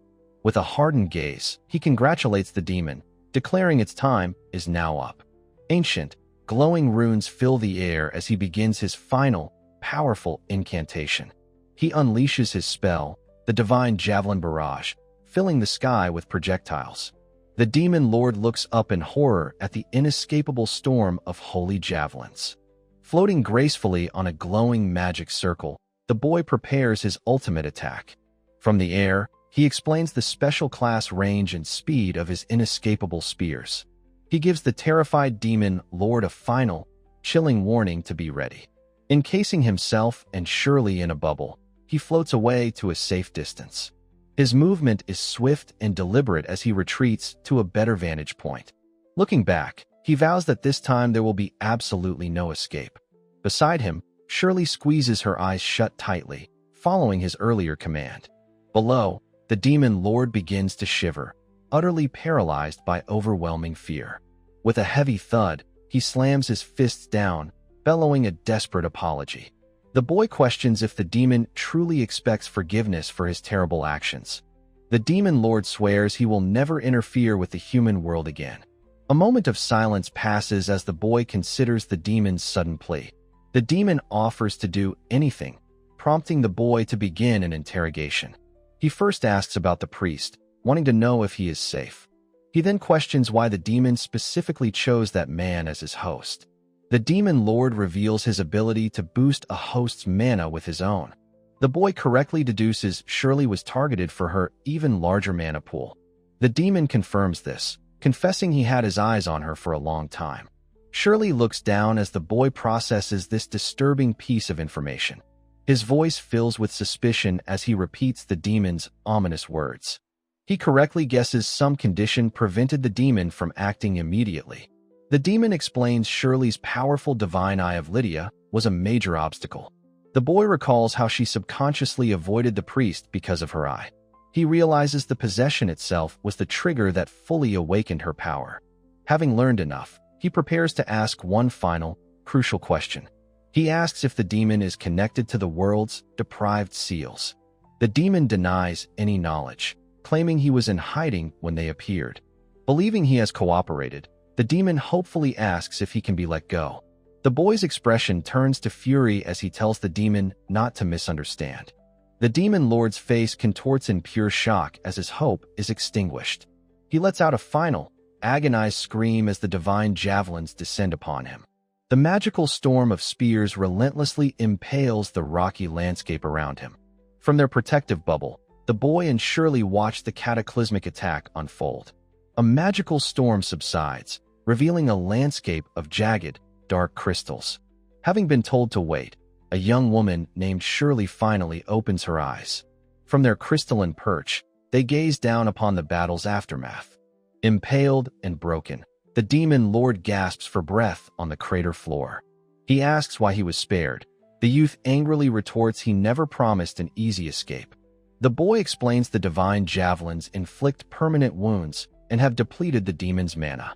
He offers to open a gate, banishing the demon back to his own world. With eyes closed in concentration, the youth begins an ancient, powerful incantation. The defeated demon lord looks up, expressing sincere gratitude for this act of mercy. A swirling black portal opens, its vortex pulling the demon into its depths. With a final rush of energy, the demon is sucked away, vanishing completely. Looking into the closed portal, the youth tells him to reflect on his actions. With a snap of his fingers, the protective sphere around his companions dissolves.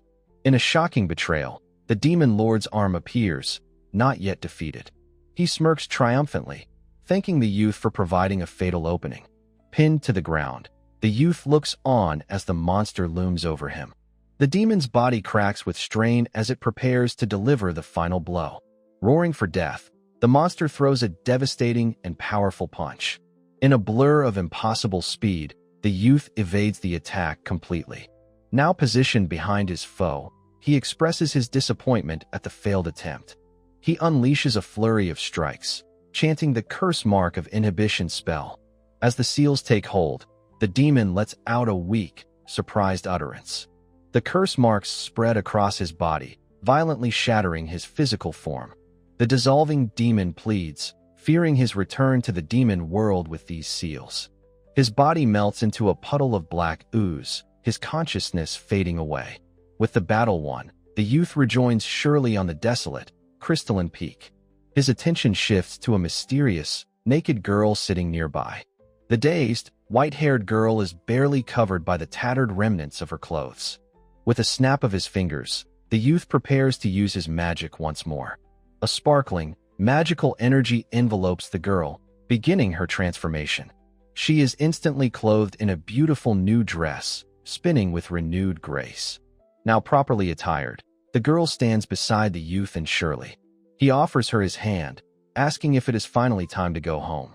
A young woman with white hair tearfully agrees, reaching out to accept a helping hand. High above the desolate landscape, Chris ascends with the two girls, watched by a priest. The priest below is completely overcome with emotion, his face a mask of tearful shock. Chris gently takes the white-haired girl's hand, beginning their journey homeward. She glances back with a mix of gratitude and sorrow, while the priest weeps openly. The priest's emotional breakdown continues as tears stream down his face. The three small figures depart the wasteland, leaving the weeping man behind. Their destination is revealed to be the grand and opulent Beaumont residence. Mr. Beaumont expresses relief, but remains confused about why everyone mysteriously passed out. A crowd below spots the trio descending from the sky, pointing them out in awe. Shirley rushes to greet Chris, expressing her immense relief and worry. The gathered people thank Chris profusely, declaring that he saved them all. Overwhelmed with gratitude, Mr. Beaumont asks how he could possibly repay such a debt. Chris makes a request that his ability to fly and erase seals be kept secret. The onlookers are puzzled by his words, wondering what he could be talking about. A girl explains that all they know is a seal boy rescued a lost girl. The Lion Man agrees, confirming they have only ever seen Chris with his seals. To maintain his cover, Chris puts on a clumsy, heroic act, amusing the Lion Man. Shirley snickers at his performance, telling him to get his act straight. Layla observes that Chris has renewed his curse marks, surprising the others. Chris muses that he offered to remove Beaumont's seal, but the man had declined. Layla explains that the awakening of Shirley's powerful divine eye was only temporary. She sees this as a good thing, as it will allow Shirley's life to normalize. As they walk, Layla is suddenly startled by a commotion in the town. A massive crowd has gathered, cheering for Layla and trying to get her attention. Chris drily notes her sudden explosion in popularity, asking her what happened. A flustered Layla begins to explain the situation to a curious Chris. She recounts how the townspeople grew worried after the recent chaotic events. In order to calm their fears, Layla decided she needed to reassure everyone. Standing on a balcony, she announced that she had already dealt with the villain. She cleverly stated that the true hero wished to remain anonymous. Layla apologizes for stealing his glory, but Chris simply thanks her for it. Amidst the adoring crowd, a small, dark cat-like figure watches Layla intently. From the crowd, a cat-eared girl's suspicious gaze confirms she recognizes the person. A furious, cat-eared girl watches from the shadows, seething that Layla is a moron. She shoves her way through the startled crowd with a powerful burst of motion. Both Chris and Layla look on in surprise at the sudden, aggressive interruption. Trembling with rage, the cat girl confronts Layla, demanding to know what she was thinking. She screams at Layla, admonishing her for daring to stand out in a town like this. As Layla moves to intercept the girl, Chris watches with a flicker of recognition. Chris's mind races as a thought begins to form, asking himself to wait a second. His gaze shifts to the distant Beaumont residence, questioning if this girl is connected to it.